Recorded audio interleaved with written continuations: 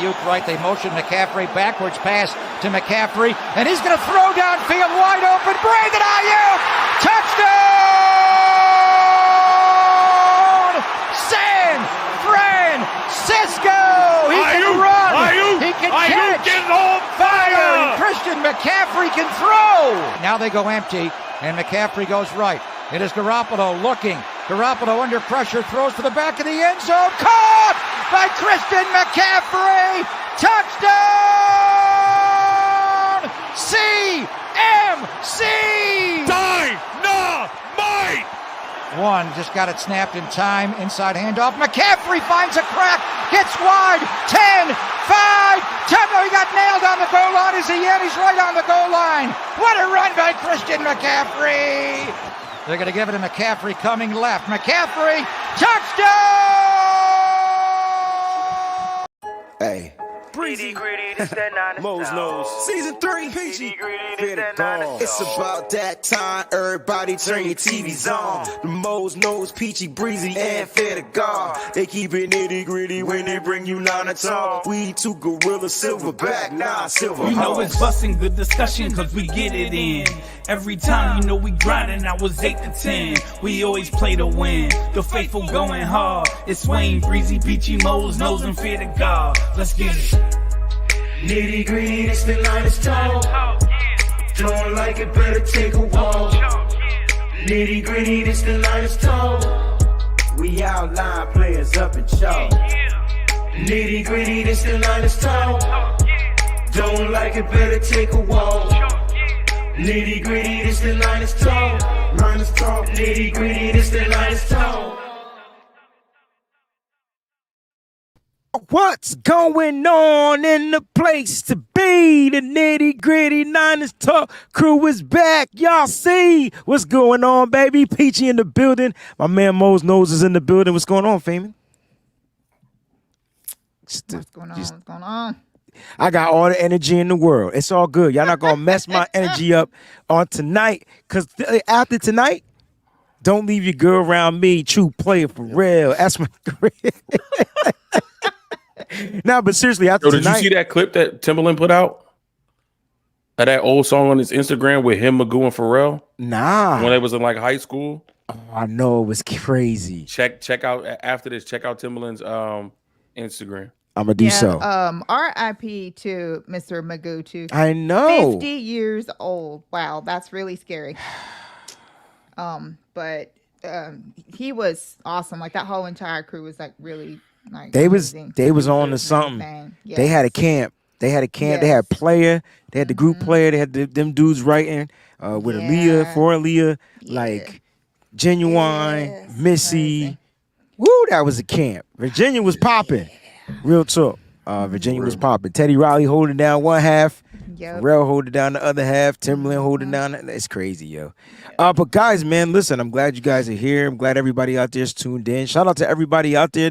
The BB crew is in the building. I see y'all early. You know we can't start the show without finding out how my family's day has gone. So we're going to go with Mose first, because I know Peachy's probably going to give us something manic. So Mose, just got to touch and base, man. How was your Monday? Today's Monday, right? Yeah, just making sure today. Okay. It was all right. I mean, my young boy had camp today, so it was first day of summer camp for basketball. So I mean, he did a pretty good job. They had him with the middle schoolers, but he's one of those outliers that's taller than all the other middle schoolers.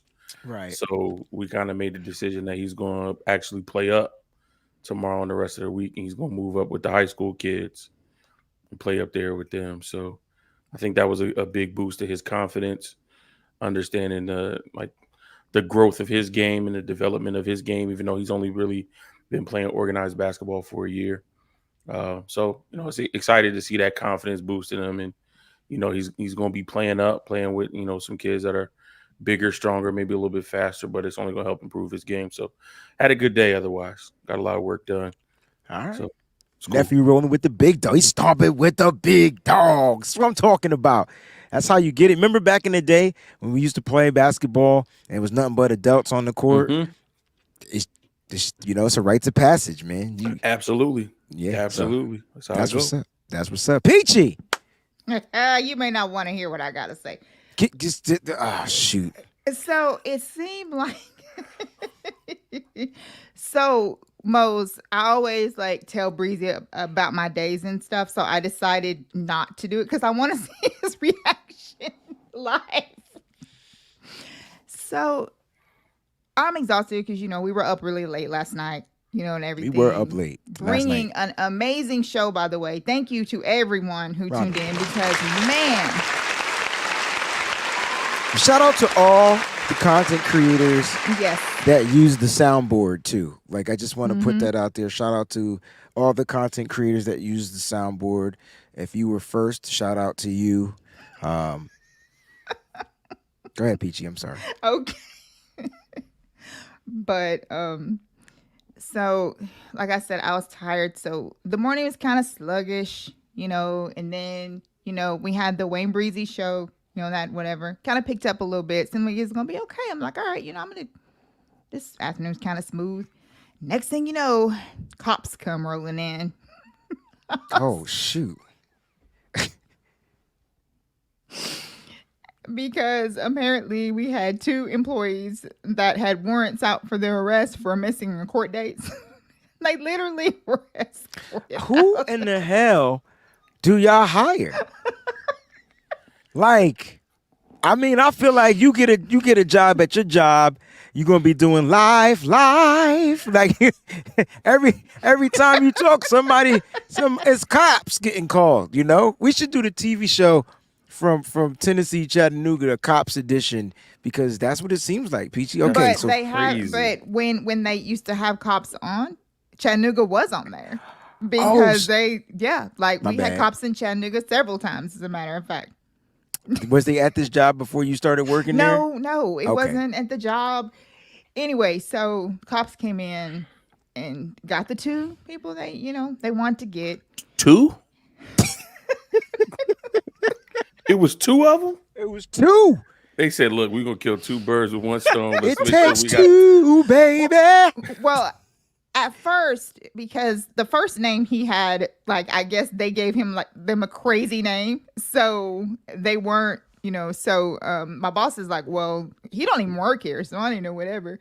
So then when the other one comes out, so I'm not going to say names on here, but when one of them came out, he was like, well, I'm not the only one that missed their court date, whatever. So he went and got the other one. He said, hey, man, they're here for us. So he goes. Oh, he wasn't going down by himself. So that's sucker. He got to go. Why he snitch immediately? He got to go, man. He should be on his way to the hospital for getting stitches. That's what he should be. So he goes, wait a minute. How did they even know that it was me? Because he gave a different name, whatever. Hold on, Peachy. I was like, wow. Portola 45. Peachy could be viral right now. Like, literally, out of all the stuff that I don't even know the name of her job, but out of all the stuff that go down at this plant, this work site, Peachy literally have gone viral by now. If y'all tune in to every Monday, there's a story. Matter of fact, go ahead. Now wait a minute. Did they get handcuffed? Yeah, both of them did. Peachy, bro, you could have had 1 million followers tonight. Yo, all you gotta do is record that. And what's that? You ain't even gotta. You ain't gotta do no editing. Oh no!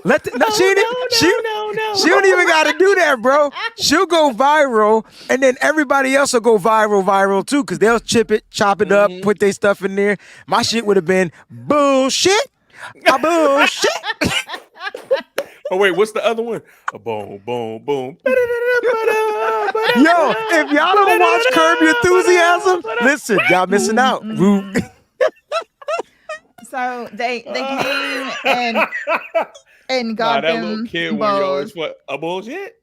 Yeah, a bullshit. But my whole thing, Mariah's crazy. Whatever, Mariah. Oh. But it's always something like, we literally have to have a security team there to monitor our paint area because we have combustible paint. Like, for some reason, the paint that it caught on fire by itself. Like, it was That was literally Friday. in the corner. Yeah, that was Oh, no. Friday. Oh no. So we had to hire like a security team to like sit out there. They have a TV set up. They have all this stuff out there just And they just watch the paint. Just watch the Hey, paint. yo. They go hard in the motherfucking paint. What you think? That paint in there like Kevin Hart. Get fire on these bitches. But I'd never heard of like combustible paint. Like I had no idea that exists, but apparently it does. And so I'm just like, but I tell you so what, Peachy, next that's Monday. how my afternoon turned into that for some reason. Like it was just, On next Monday, I'm gonna need you to just pull the camera out. Just record it. Send it to me. If you don't want to do it, I don't have a problem doing it. I'll make sure I'll tag you in it. You know what I'm saying? I'll be like live from the whatever. You know what I'm saying? And I'll make sure there's a viral moment. All right. There's always something that goes on there. It's so crazy. But the icing was that though. It was whenever like his dude like literally sold him out because he was about to leave with just him. That was it. And he's like, wait a minute. We could have had so many viral clips, man. I'm a little disappointed in you right now, Peachy. We got to put Peachy on a timeout, guys. She deserves, she has to understand the game that we are in at this era. Because Peachy. Virality, monetization. We're all in a double arrest that was by accident. By accident, bro. Like, it wasn't supposed to be a double. No. It was literally a single A. And what had happened was the man decided to say, listen, I know you hear from me, but there's somebody else you might want to take a look at. Also missed that date in the municipal court system. Oh, man, Peachy, your job is the GOAT. Well, that's it. I mean, look, I'm glad you guys are good. If you guys watched the Wayne Breezie show earlier this morning, you'll know how I'm feeling. I got a little frustrated on the show, but it's all good. You know, it's time you get that stuff out of your system and stuff. Mm-hmm. Tonight's show is going to be even more frustrating because, you know, there's some players that may be going on the bubble. Now, I saw a comment in here earlier that said you can't put a rookie on the bubble. Last time I checked, we cut draft picks. I don't know if you know that Pocket the Cheesecake, but it was a draft pick last year named Tariq Castro Fields, who was clipped by the balls. No pun intended. Like, he was gone. Got picked up by a different team, didn't work out. So somehow he ended up on the bubble. So there's some players out there. Draft picks does not save your status on a Kyle Shanahan's team. That's what I'm figuring out, you know? So maybe you missed that. Is the Madden released tonight? Is that for real? Because Yeah, 8 o'clock, dog. 8 o'clock, what? 8 o'clock. Oh, shit, my 8 watch o'clock died. PM right now. I downloaded it when I came home. Well, ladies and gentlemen, the timer was. They're going to finish this show. I'm going to download my Madden. Well, no, it ain't there. Peachy gonna do this show solo because mine is already downloaded. Once I finish downloading it, I'm going to download, man. You gotta stick around, and I can just talk about my adventures for like the next. That is true. That is true. Give me 5 minutes. I'll go downstairs. Nah, ain't nobody leaving because no.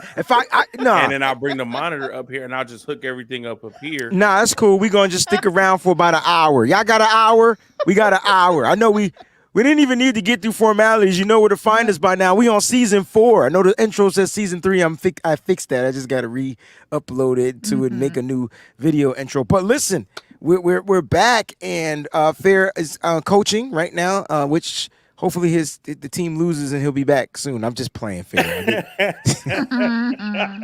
Because I know he's gonna watch this and send me a text message with some bad stuff in it. So now I'm just messing. The first time he lose, he gonna blame it on you. He gonna blame it on me. He gonna blame it on me. But Pocket the Cheesecake says he thought he was a third rounder. He was. Hey, I tell you what. You know what's funny? Problem. I feel like our third round picks are just never safe. And Coach Cruz makes the point. Organization got. Like, this is the point, though. Coach Cruz makes the point. He says, "Listen, if we cut him, who gonna pick him up?" It's not. It's not. It's just what it is. Like, you know, that's what. I said that to say this. This game that we watched, we had 2 tight ends that showed up and showed out. Ross Dwelly with the baby soft hands, and Troy Fumagalli, who just looked like he's been resurged. Maybe he should have been the guy we took last year over Tyler Croft. I'm just gonna leave it at that. But he looked good in this preseason, not just in the pass catching game, but in the blocking game. Even though Mose, I still feel like he missed 1 block. Like I just felt like he needed to chip on the 4th and 2. He just ran right by that end. You know, I agree with you.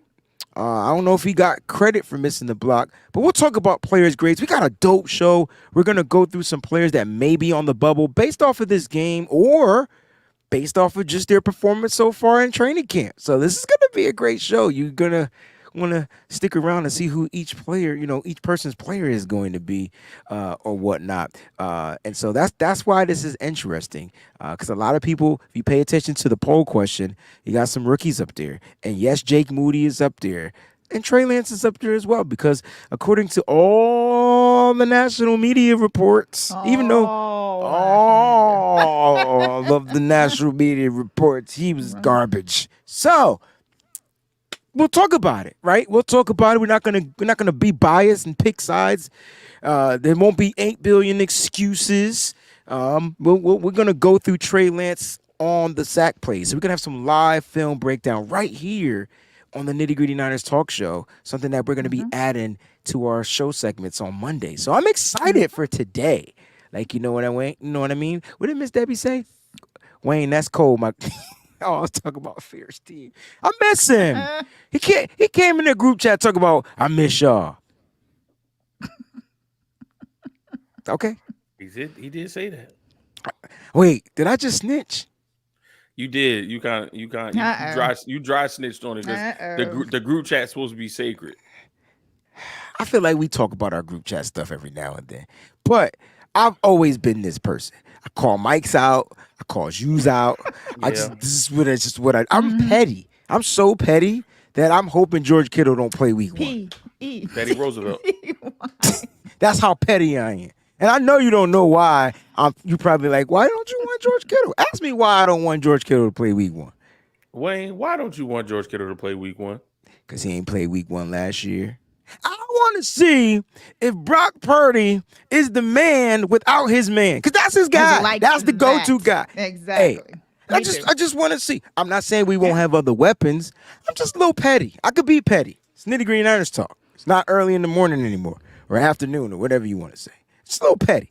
But we'll go through some news. So let's get to the injury report. Since we talk about injuries, let's talk about Oren Burks, PCL strain. They're hoping to have him back before week 1. This came out of nowhere. And no, there were no injuries, ladies and gentlemen, from this past game. This happened in practice with the collision to Devontae Adams. Mm-hmm. I wish I could see it. Like, did they just hit each other and not know? You know, like one was coming from one direction, he was going for the ball, the other one was coming from the other, and then they just collided.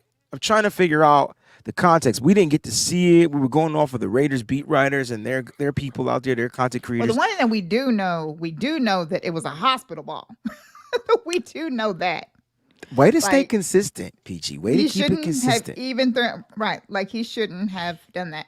That's why I had put on X. I'm trying to get used to that.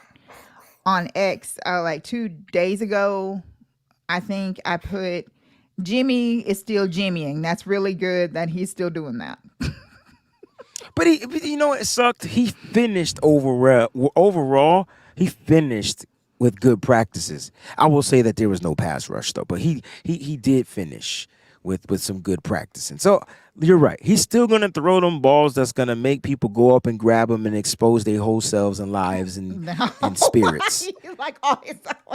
Everything's gonna be exposed. Devontae Adams is like, yes, Jesus. This is when I miss Fair the most. What did I say, yo? It was a pause moment. He's the only other person that would have caught that like that. I missed it. And usually I don't miss my own pauses. Hold up. Callie didn't miss it. What did I say? you said that he's the only one that throw those balls and leave them out there for somebody to go up and grab. I don't remember saying that. Anyway, the greatest 49er says, but would Kittle not playing week 1 hurt our chances of winning? Absolutely. I just want to keep it consistent. We ain't having week 1 last year. So let's just see what it's like not having Kittle. Is he the answer? I'm just playing, ladies and gentlemen. I'm just being petty. I'm just being petty. Don't mind me.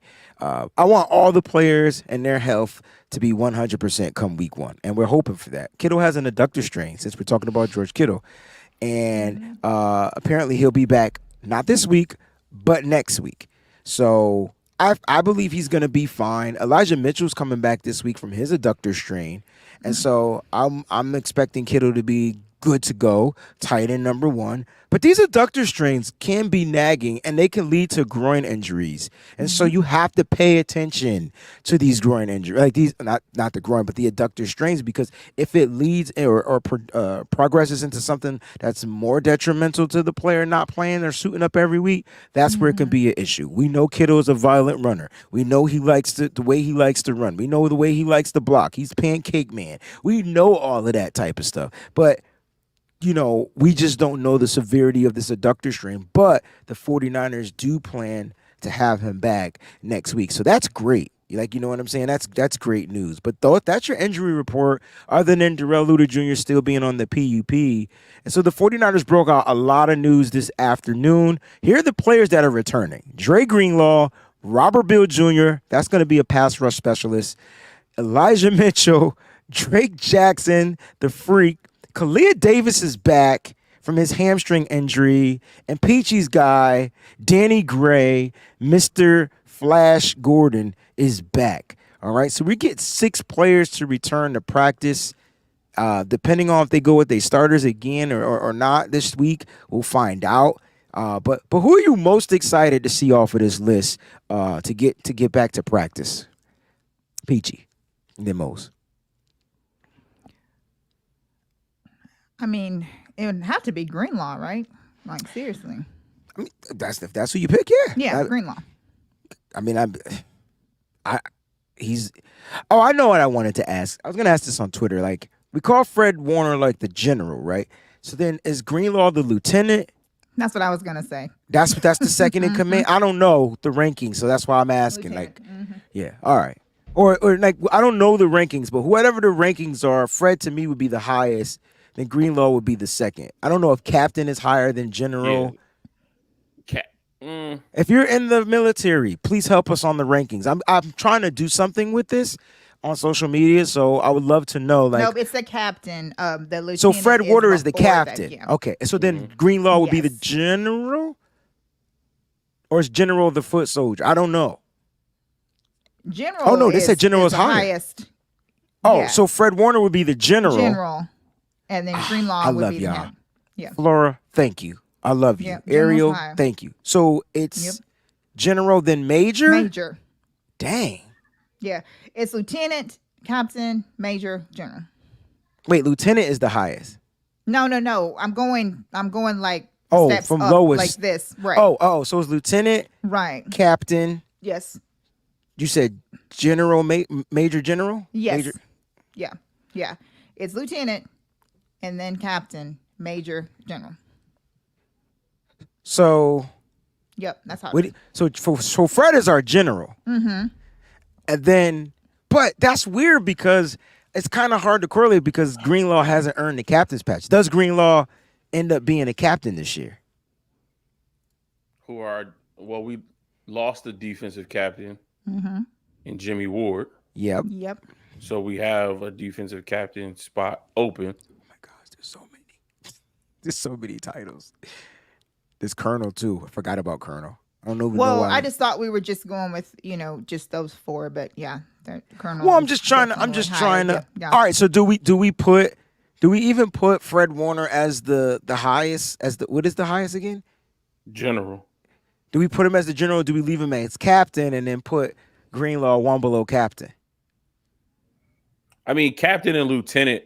I mean, for like most police forces, Like there's the captain. That's and then where I there's the see. I got lieutenant. it mixed up. Right. Yeah, so like the military is a little bit different, whereas like police force is like if you got captain and lieutenant, then that's kind of like that's more mainstream. That's more. I got you. Some and there's also some of them that don't really have a general. It's a colonel. So they have like yeah. So that's why, Well, like that.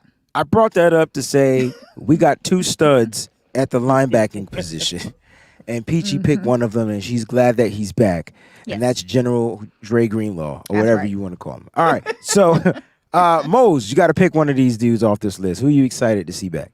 Robert Beal Jr. Now you got to explain why, because they talk about him being undersized. But the one thing they talk about is his first step quickness that burst off of the line. They liken it to D Ford, how he had that quick first step off the line and was a menace on that opposite side. Obviously, D Ford couldn't stay healthy. So I want to see what Robert Beal, I'm about to call him Bradley Beal, what Robert Beal could do. We kind of saw him in the game against the Raiders. We didn't quite get the pressure that we thought that we would get, especially with the depth that we think that this defensive line is going to have. We wanted to see a little bit more pressure, and I don't think we saw that. So I want to see what Beal does, stepping into that role as a rotational pass rusher and see where he is, kind of get a gauge of where he is right now and where he might need to improve and what he can add to this defense.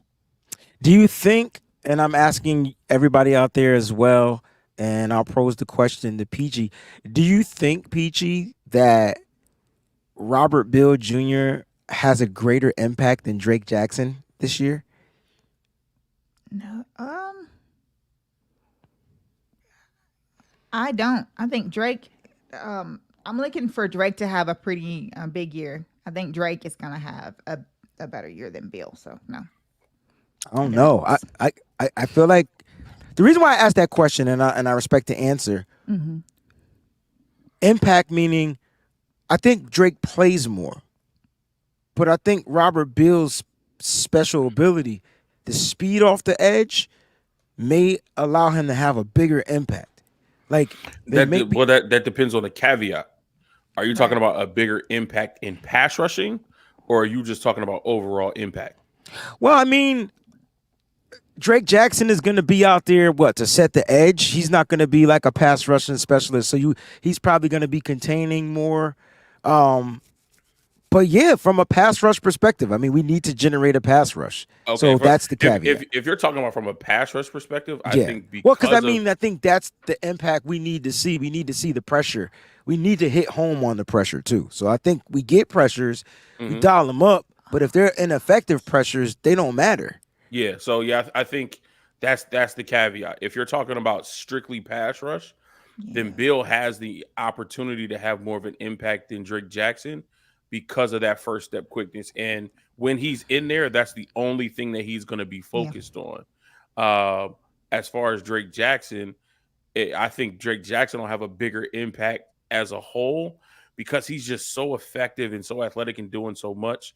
So even if it's not pass rush, we see that he gets his hands up, in the passing lanes to bat passes down. He's actually pretty decent in run defense on the edge and setting that edge. And I think he's going to also improve in that area. So overall impact, I'll give it to Drake. If we want to, make it specific to pass rush, I think Beal has an opportunity to have more of an impact there. I said all that to say that I'm most excited to get Drake back because when I went out there, he was dressed, but he didn't practice. And so I was like, is something wrong? Like for him to not be actually practicing. I mean, he went through the stretching and the little formalities and stuff, but he didn't do any of the drills. And so then when they traveled to Vegas, that's when they hit us that he had the hamstring issue. And you know what I'm saying? I was like, oh, now it makes sense. I'm like, dang. I tell you what, though, Drake Jackson and Cleveland Farrell look like some bookends. Literal, they are huge. Like they are ready to play some damn football. Like literally. Now, how will they be effective on the field? I don't know. And we got to watch our man Cleveland Farrell get his first sack recorded of the NFL season. We did want to send our prayers and condolences out. We just posted it in the chat, but former NFL running back Charles Hayes II put this out there. Alex Collins has passed away. All right, he has passed away. He played for the Ravens. Very, very tragic. Very sad. The Ravens. He was only and 28. Seattle. That's crazy. And he was only 28 years old. Wow. Yeah. He was 28 years old, and he was recently playing. He was recently playing in the USFL. These are kids. 28. Jeez, man. I can say that they're kids, Peachy, because I'm 42. Yeah, I can say they're kids too. Because Damn. that's wow.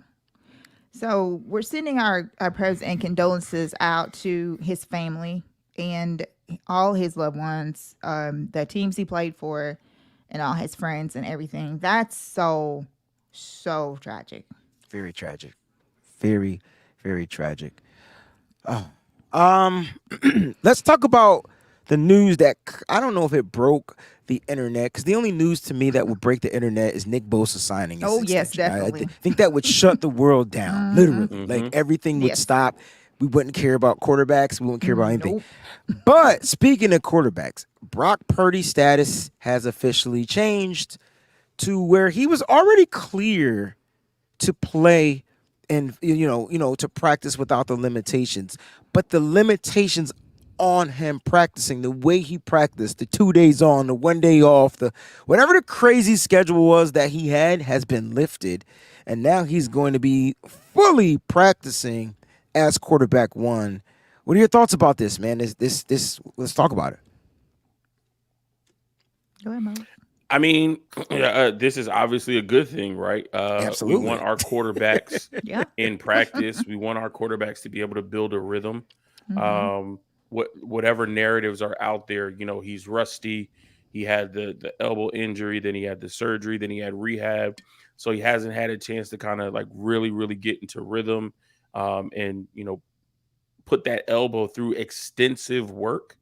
So now having that restriction lifted, allowing him to, practice more frequently.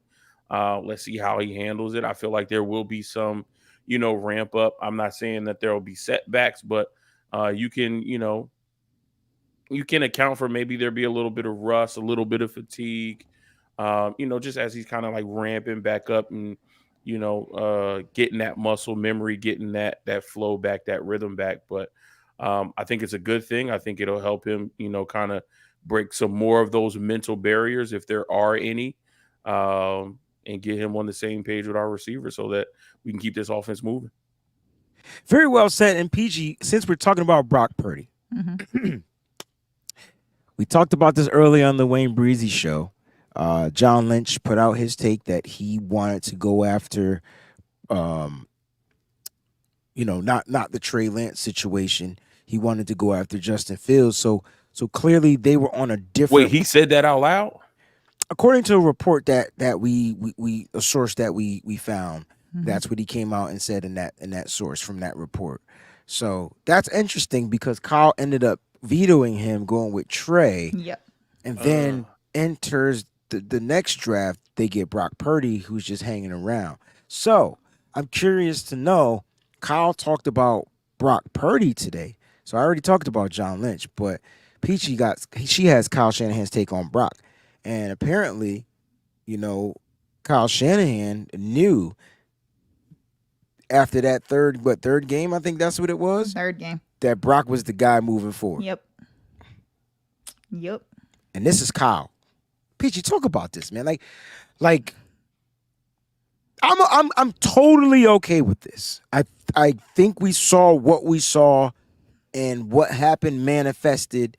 And I think that's why Kyle was able to continue to help this, to keep the trajectory going. And he had to change some things up because they were starting to get on to Brock. So you can see he started to dial up some different types of looks and sets and formations. And on the Patreon, I'm going to break down this personnel for everybody. I'm going to give everybody a refresher on personnel because going through this game, I swear to God, we use two personnels. Two personnel groupers the whole game.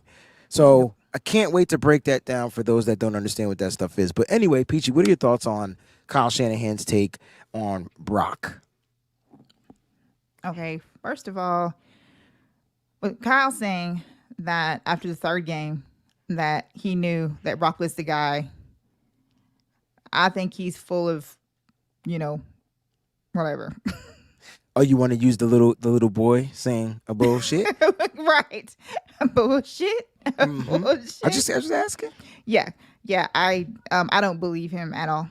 It's nothing new. A lot of stuff So Kyle says what makes you not believe him though?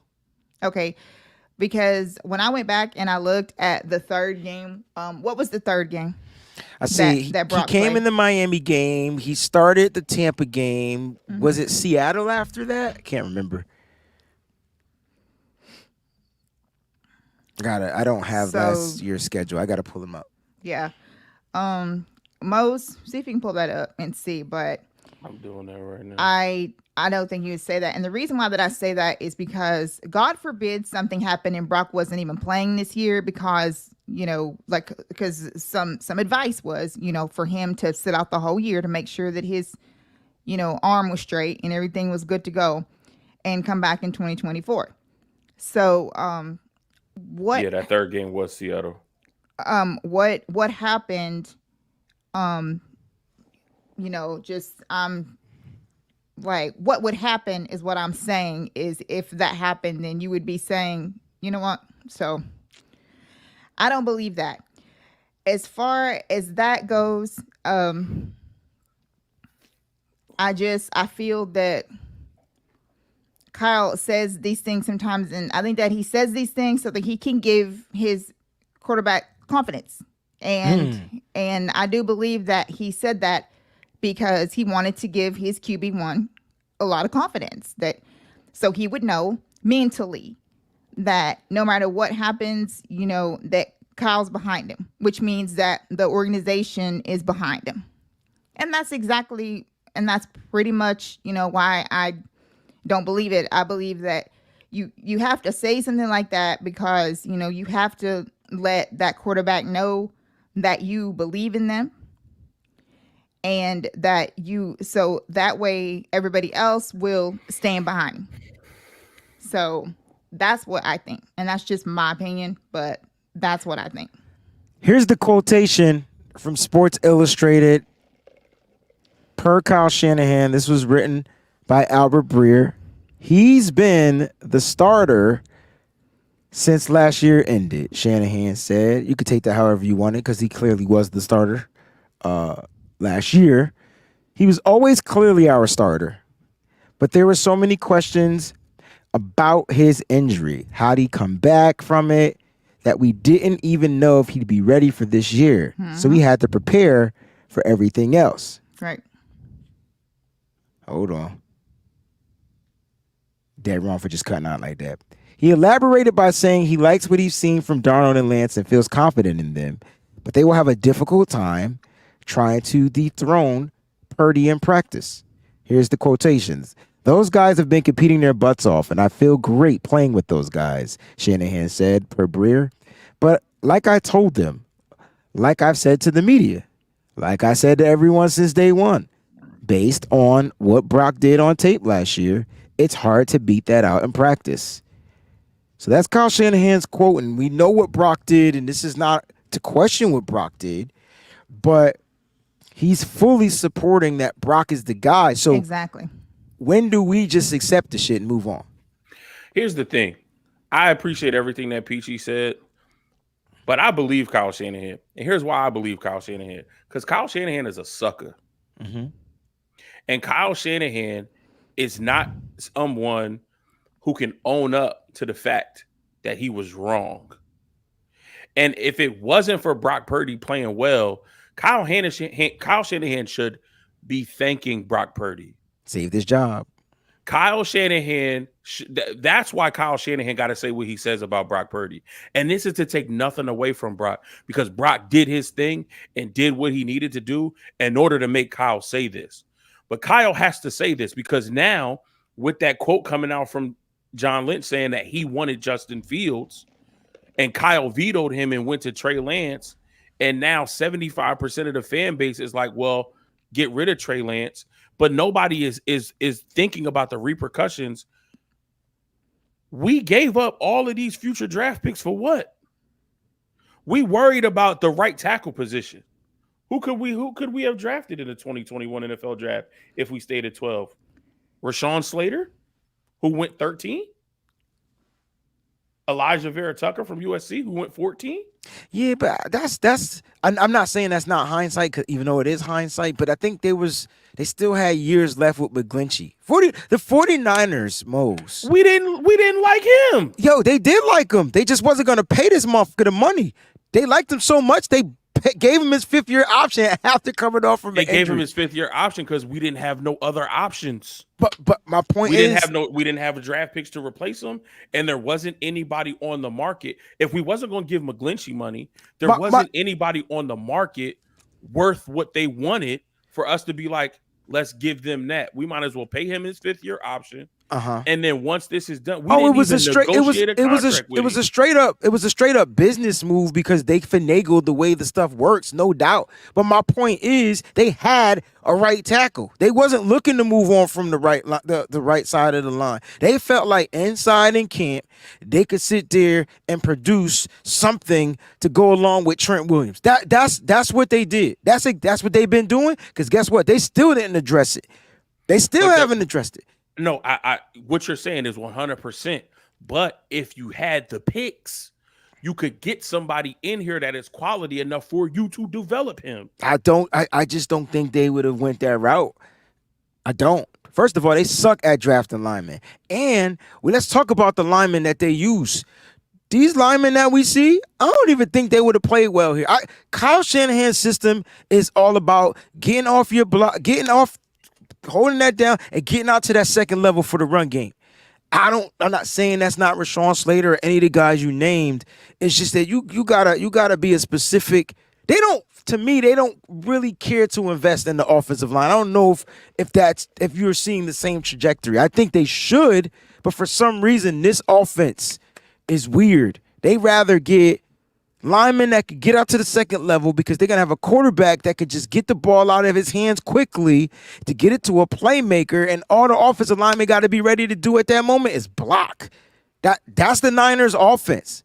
I feel like it's figured out, but somehow they still find ways to make it work. Like, you know what I'm saying? Because everything happens so quickly. I think that's Kyle Shanahan. That's why Trey don't fit, bro. Like that, like it makes perfect sense. We're watching a preseason game, and none of the Raiders were fearing anything from Trey Lance. So what did they do? They got to him quickly because they knew if he had time, he was beating them deep. They knew that shit. Mm-hmm.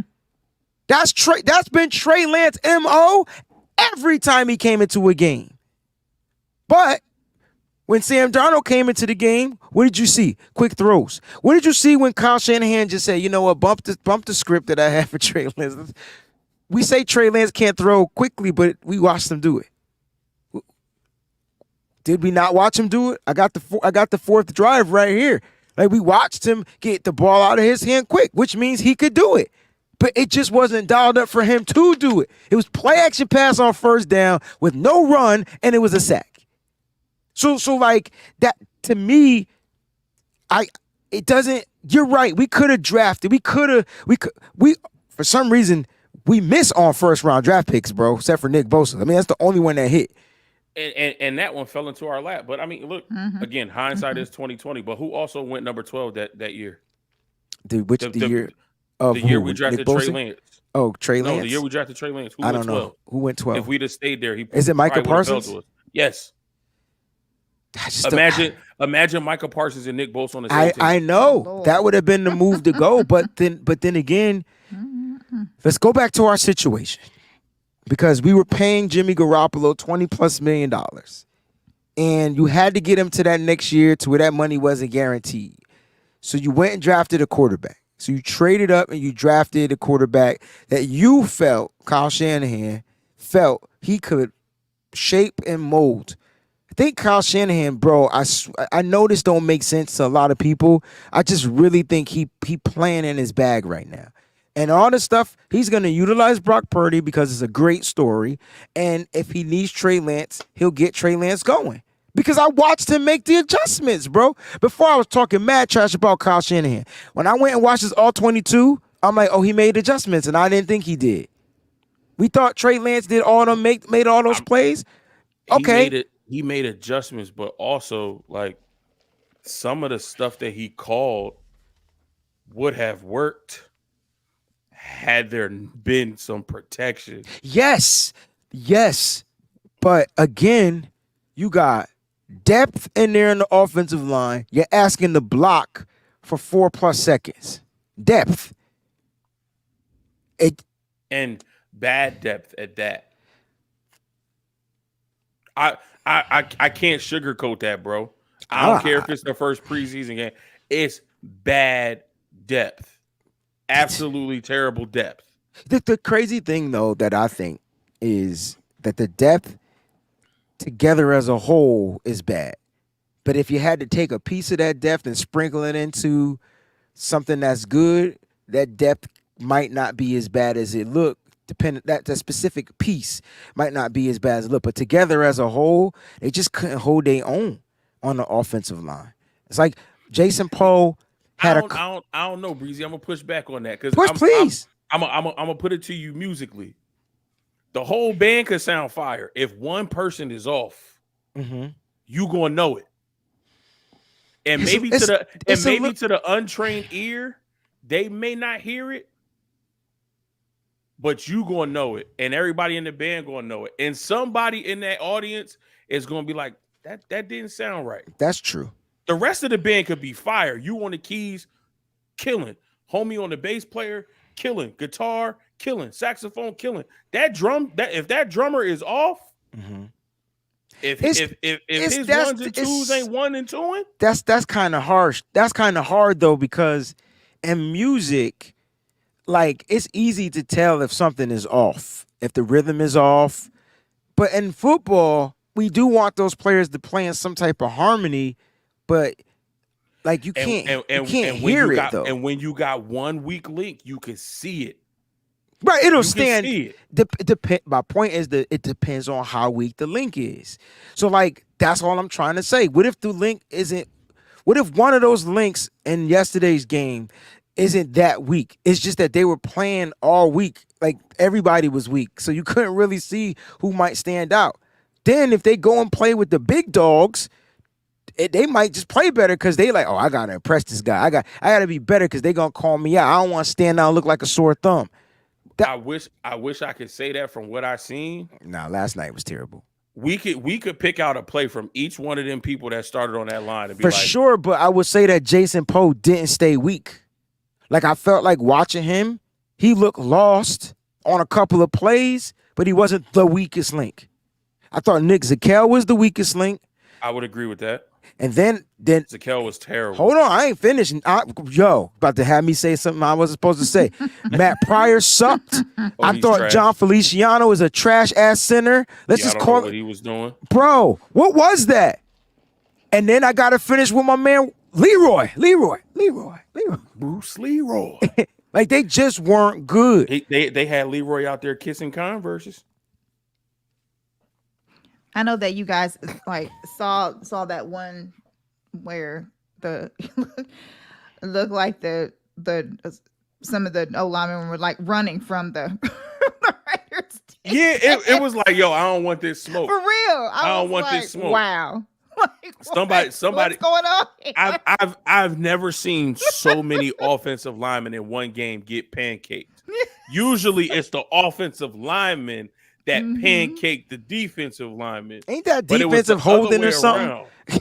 Shouldn't that have been defensive holding? No, they got bullied. They did, but that happened at the jump, like from the very start of the game. First play of the game.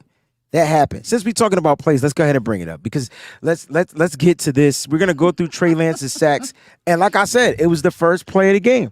So we're gonna sit here and we're gonna watch this. I got a little bit in slow motion. I don't know why I'm clicking on that screen like it's gonna play. I gotta click over here. All right. So first play of the game. All right. You can see the 49ers are gonna. All right, here we go. I got it in slow motion. Don't mind my slow motion, y'all. All right. That was a song. Pause. I should have said pause. Now, just looking at this formation, Mose, you take the defensive formation. I'm going to take the offensive formation. You can see they got like they too deep right now with their safeties.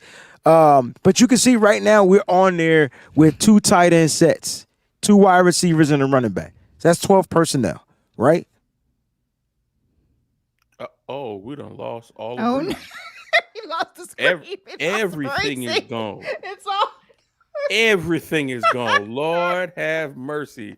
See, they don't want us to tell the truth. Right. Slow motion was my jam, by the way.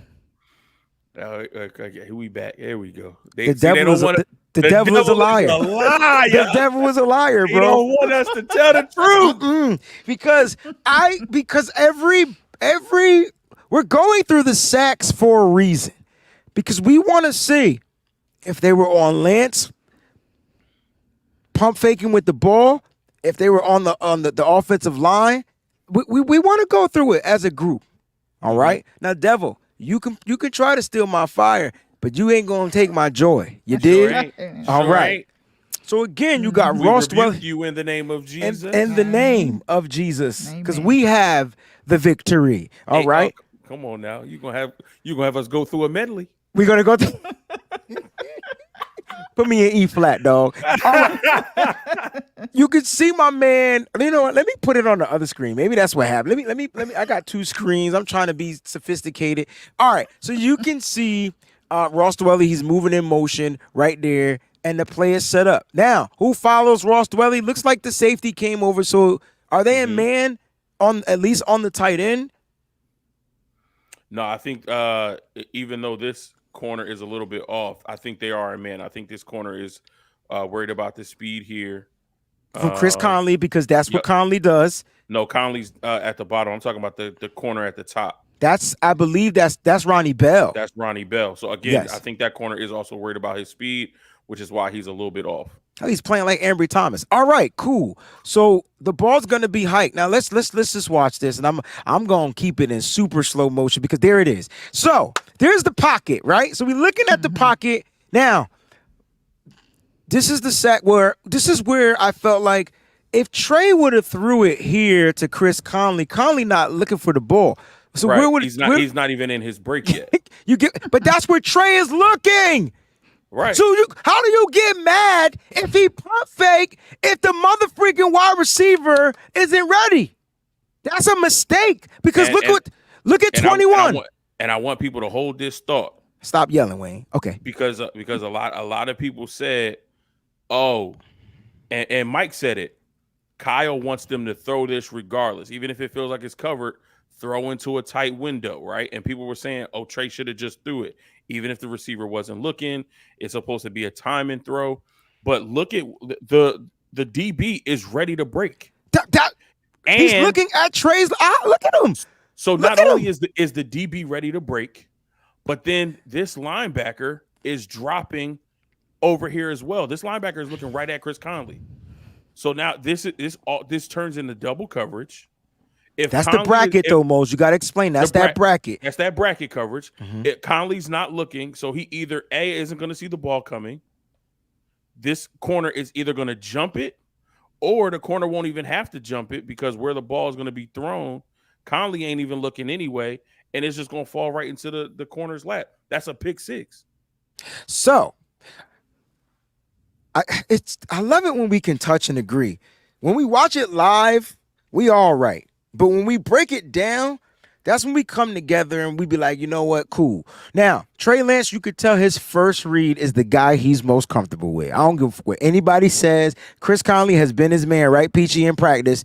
That has been his guy. Look at where he's trying to get this ball. He's looking dead at him. So that's not what happens. Boom, he pumps. That's the pump. It's a pump. It's got to be a pump. He's like, I can't go there because Mose just broke down that side of the field. All right, let's go ahead and get to his next option because this person ain't open. Charlie right? Warner is not open at all. At all. Ronnie Bell is open, but someone I think he's not looking that way. But again, that's a tight window. Look at this. He didn't even get to it yet because he's still looking at Conley. He's trying to get to the progression. There, so he went. Now he turns and looks at Warner. But no. He's not even looking at Warner, bro. He looking at Ronnie Bell. What is Ronnie Bell doing, bro? The same shit as Conley. When you push it forward, he didn't even get a chance to look at Ronnie Bell yet. Got you. You'll see it from the behind angle. He turns his head and he's looking here. But this defensive tackle is already pushing whoever this is into his lap. That's what I'm trying to say. He didn't even get a chance to look at Ronnie Bell. So now he's going through the Ronnie Bell progression, and there's your pocket. It collapsed. Mm-hmm. But it's not. Where's the hesitation though? So like that's what I'm trying to figure out. And if all right, so Collie says the ball should have went to Ross. Now I feel like that's where Trey was going to end up, but that's his fourth progression, bro. Yeah, the ball should have went to Ross on the other side of the field when he started looking to. Doesn't make any sense. That's his fourth progression. He can't see out the back of his head, Callie. You my man, but he starts to play looking here. You mean to tell me he's supposed to see from the back of his head that is open on Patrick the left Mahomes side of the field? I think. And so he's facing to his right. He's got to turn all the way to his left in order to get his body and his shoulder square to even make an accurate pass to Dwelly. He didn't even have time to hit his second read, which was Warner. And the leak out by Jordan Mason to me was late. It was late and it was stupid. Why would you come here and bring your man and keep them near Warner? Why not leak out to the flat over here? All of this green grass. Look at all the space out right here where Charlie Warner is bracket covered by two linebackers, and you got a guy right here that's going to jump right on top of you. It didn't make any sense. And that's why, like, some certain players, like, you know what I'm saying? Certain players, they gotta freaking at some point help their quarterback. And so the timing got thrown off to me when the first progression was off. So if Conley puts his hand up or gives Trey that signal, he's throwing that ball, right? Mm-hmm. But because Trey saw double coverage, how does he not get credit for seeing bracket coverage, Joe? If Trey throws that and it's a pick six, what are we doing to him? Crucifying him? Yeah, absolutely. Burn him at the stake. We're already talking about him not making good decisions. If he throws that pick six, nobody's saying, "Oh, it was a good idea, Trey. Just a better play by the defender." No. Because his coach even said that about the touchdown. We gonna get into that. It was a good idea, a better play by the defender, and people are still saying, "Oh, it was a bad decision." Oh yeah. The coach who called the play said that was the right read. That was where he was supposed to go, and I'm glad he pulled the trigger and went there. He wanted it in the tight window. Yeah, exactly. Oh, they listen to Kyle when they say that Brock Purdy is the starter, but when that's when they listen. All right, I listen to Kyle too. Brock Purdy is the starter. I'm not saying that anything that Trey done or has done warrants him being the starter of this football team. Right. But let's not act like what he did in this game drops him down a notch. You can't evaluate off of this nonsense. I want to show you that this pressure was given up by the center and which is Feliciano. That's him right there, number 55. And Nick Zakel as well. Who's playing. Oh, let me finish off. Oh Lord, here we go. I could have beat these dudes. Like me in a Raiders uniform. Like no, but you just gotta watch them though. They try. Listen, this is their initial step. Like if how is he supposed to see Dwelly when he's looking that way? Because this is where the play is designed to go. That and that's what we're trying to say. Mm-hmm. Like Kyle Shanahan, when the play is scripted, you go to the first read off the play call. That's what you do. And then if you're a great quarterback, you find a way to get through your progressions. If this was more timing, Trey could have got that ball and whipped it to the opposite side of the field, Collie. So I think that's what he's trying to say. But you got to be specific. But they was in his nostrils, bro. Look, Boom. You want him to throw in a double coverage. That's the motherfucking pump fake. I'm tired of people talking about he pump fake. There's no hesitation there.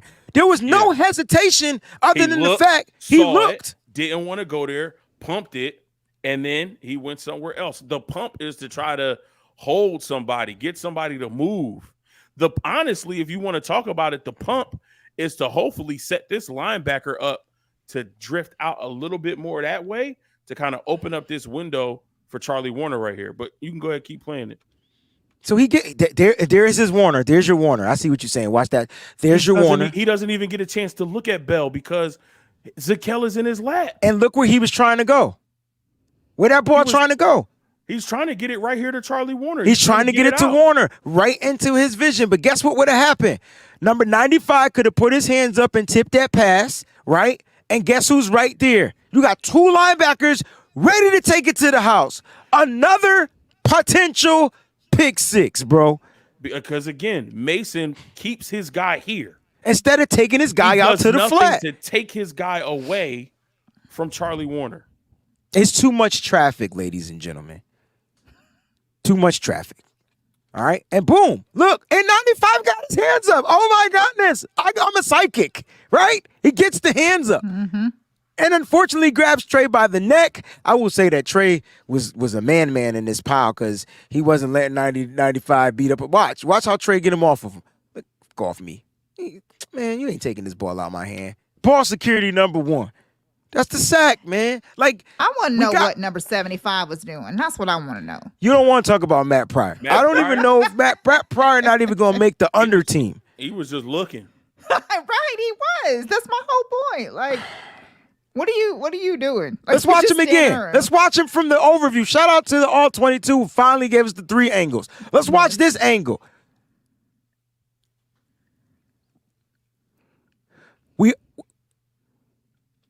It's speed. It's speed. If you're an offensive lineman and you can't handle that speed, Peachy, this is what I'm hoping Robert Bill can do to some of the defense to the offensive linemen in the game. I'm hoping he's able to use his speed technique to get around just to get pressure. He's not even in the play. So Matt Pryor takes his guy out of the play, but Matt Pryor did his job on this one. He won this rep. I'll give him that. He won that rep. Guys, we're just going through the sacks. We're not talking about how bad Trey Lance played. We're going through the simple fact that we want to take a look at these sacks and break them down because a lot of people feels like it wasn't the offensive line. A lot of people feel like Trey was holding on to the ball too long. Well, and I think didn't Kyle say that 2 sacks were on Trey and the other 2 were on the O-line? I'm trying to figure out which 2 sacks were on Trey because after going through them, I got 1 on Trey. I know Mose and I are going to go back and forth about this. Yeah, because Kyle's... Depending on which one. This one, I think we agree. This one's not on Trey. No, that's what we agreed. It was the 3rd one. And I didn't get to the 4th one. That might have been on Trey too, but I didn't get to that one. We'll get to that together. We'll watch that one live. Let's go ahead and get to the next one. So guys that are watching the show, make sure you hit that like button. All right, again, look, I'm telling you, 12 personnel, they used 2 formations this whole game, 12 and 11. They went with 1 running back, 2 tight ends, or they went with 1 running back, 1 tight end, had 3 wideouts this whole game. It was nothing. It was so vanilla. I can't wait till the regular season starts because this ain't it. It's just not it. Again, same formation. I think the same players are out there. This time they put Chris Conley at the top. That's him right there that I'm circling. Actually, this is 11 personnel because you only got 1 tight end out here. So my apologies. You got Ross Dwelly out here, and then you can see Willie Snead in the slot, and then you got my man Ronnie Bell down here as the other wideout. So Willie Snead's on the line. The other 2 wideouts are off the line, and you got my man. Is in a wide 9-4-2-5. Wide 9-4-2-5. Single high, man. That like, set. Yeah. Woo. Yeah. All right. So Ken said right here that the first 2 was on the O-line and the last 2 were on Trey. That's what Kyle said. Kyle said. So, right. And that's cool because I think the 3rd one that I had was on Trey, and Mose and I were going back and forth about that one. The 4th one we're gonna watch together. We're gonna try to figure it out. All right. Nice little exercise for guys that are tuned into the show, man. This is we just trying to bring y'all something cool, calm, and collected, a little different. All right. So listen, shotgun. This is another thing that I'm noticing. Trey Lance in the shotgun is not good. I don't know why. I mean, yeah, he is a better under center quarterback. I feel like this is a part of his game that he does need to improve on, but he needs the reps to do it. Exactly. It's so weird. Now the first play, I think he was sacked. I think that was play action, so I think that was under the center. But no, the first play it wasn't play action. Oh, that was it was so quick. It made it look like it was play action, but it wasn't. It was just a quick 3-step drop, ready to get the ball out, but Conley wasn't ready. Got you. He ran his route too deep. Got you. All right, so we're in 11 personnel. You got Mason, Dwelly, Bell, Snead, and Conley out there. And here we go. Now, you're going to get pumps, and there's reasons for the pumps. I think that's the whole purpose of doing this exercise, because a lot of people are saying he's hesitant on where to throw the football. He's holding the football too long, and I'm just trying to figure out why he's pump faking it. Right. There's the hike. Boom. Let's stop right there. Now, as you can see right now, the only person that looks like they're going to be open is Ross Dwelly. But he ain't paying attention. He's running his route. Run it a little bit more. This is what I was saying in the chat. So he breaks. Go ahead. There it is. Here comes the pump. Go ahead. Now pause it right here. But there's pressure right there, Mose. There is pressure right here. But had there not been pressure, look at Chris Conley at the top. No. And this is what I was saying in the chat. And this is how I know that this play was drawn up this way. Oh, I wasn't talking about this play. No. This one I don't think is on Trey either, because it's ball not. is not supposed to go to Dwelly. And why is it not supposed to go to Dwelly? Well, what does Kyle like to implement in his game? Well, in his play calling, it's the play action. So no, it's explosive, right? But it's built off of the play action. You could see Chris Conley. I'm pointing to the jump. You could see Chris Conley right here. I'm circling him at the top. That's what the pump is for. The pump is to go to Dwelly, because look at what this safety is doing at the top. The safety is trying to make a beeline down to Dwelly because of that pump fake. The corner who passed, basically this corner is taking Dwelly because that's the closest man. The corner passes off Chris Conley to this safety. Well, the safety bites on the pump fake. If this is protected properly, right there, Trey is winding up. This ball is going to Chris Conley. That's a touchdown. That is a tutty. There's nobody there, yo. To the Baja. There's no way 33 is getting across that field. No way. And this is why we have to do this. And this is why the safety's not getting across the field. The linebacker also, too, is flowing towards Dwelly. So Kyle drew this up perfectly. It just was poorly executed. He's got two linebackers, a corner, and a safety making a beeline towards Ross Dwelly because they're worried about the short pass. Willie Snead is running this skinny post, which is taking this safety number 33's attention. Chris Conley is wide, butt naked up the sideline. And if that's protected, Trey Lance is winding that up, throwing that to Chris Conley, and that's to the 6. Here's my thing, right? So I see that everybody's saying Mason was wide open, but that's after he gets through the first progression. And that's not and second progression. This is an explosive, and that's not where the play is supposed to go. So I don't understand why, in hindsight, who cares if he's open? Right. Mason is open to draw attention from this corner because Ronnie Bell is running an in route to draw attention from this linebacker or this this corner right here because they're in nickel. So Bell is supposed to run this crossing route, this in route, to take attention from this corner because Willie Snead is running this skinny post to take attention from this safety. The pump fake works to get this safety to bite, and Conley's open up the sideline. I don't understand why y'all can't see that. Well, let me circle the safety that's biting. That's him right here. He bit. And so not only did he bite, the Raiders made a mistake. The thing that saved the Raiders, and here's why I say they made a mistake here, because the linebacker is going where? To the tight end. The safety is going to the tight end. Right. The corner is going to the tight end. But even this middle linebacker right here is going to the tight end. They got 4 guys flowing to one dude. What happened was, let's watch this. Let's break this down.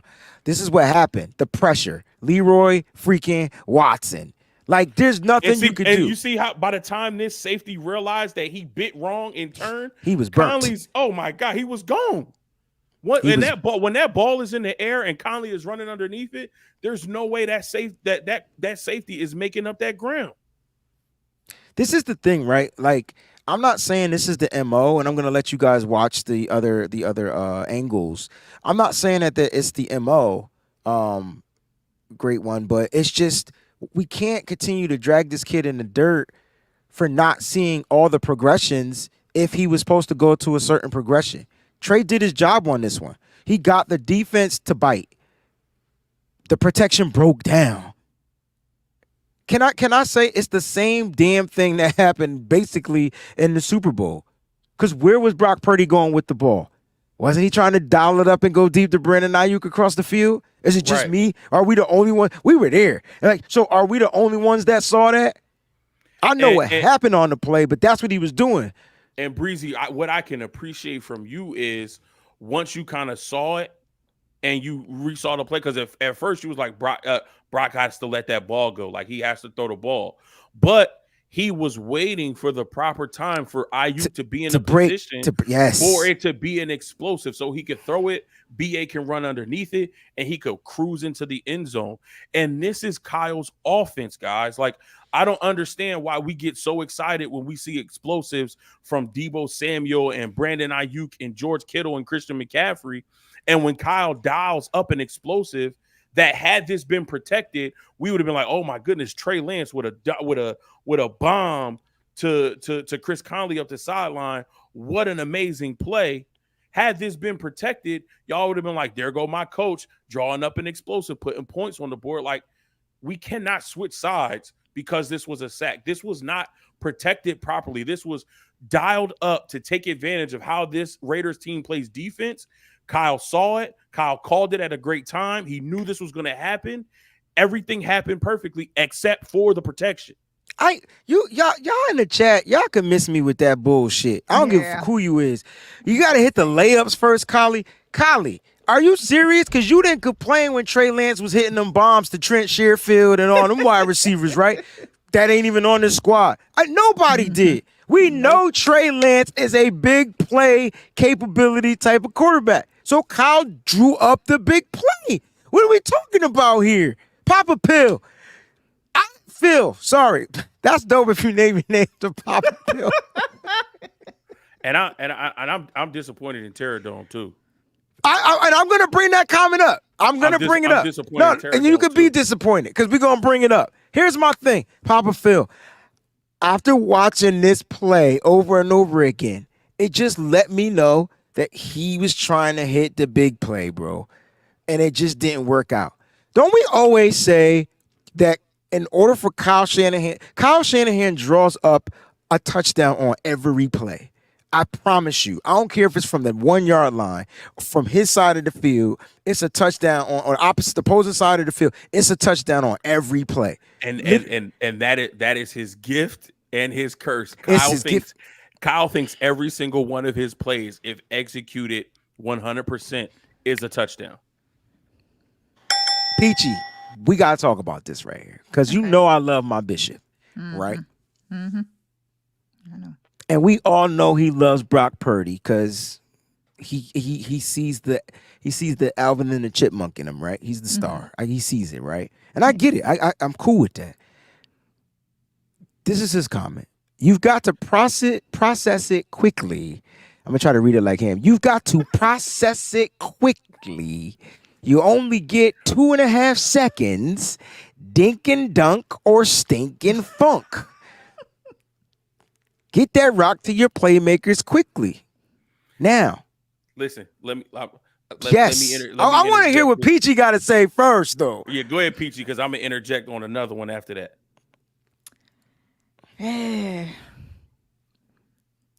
I'm trying to figure out something, though, with him talking about this 2.5 seconds. I didn't realize that Brock Purdy got the ball out in 2.5 seconds, for one. Like, I had no idea that even existed because I can go back and look at plenty of him last year about Purdy, and I don't even believe that he got the ball out anywhere close to 2.5 seconds because people were bitching and moaning, saying, that's one thing that Jimmy has that Brock does not, is the quick release. So I'm trying to figure out what the problem is. He With does that have part. he does have a quick release. I would say Brock has a quick release. I think Jimmy's release was quicker, but Brock's is more accurate. Like, so it's a little slower, but it's a more accurate release. Whereas Jimmy is getting it out quick. It might be a hospital ball, Peachy, but it's getting out of his hands quick. So like Yeah, that's no, Jimmy. sure. That's Jimmy's release. But here's the thing. This ain't Trey Lance. And so No.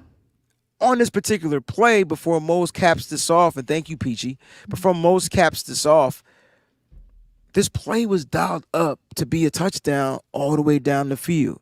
You're asking him to make a play after the defender is sacking him. I'm curious to know, like, how he's supposed to do that. So, like, he's winding up. He's looking. The pump fake was to get everybody on Dwelly.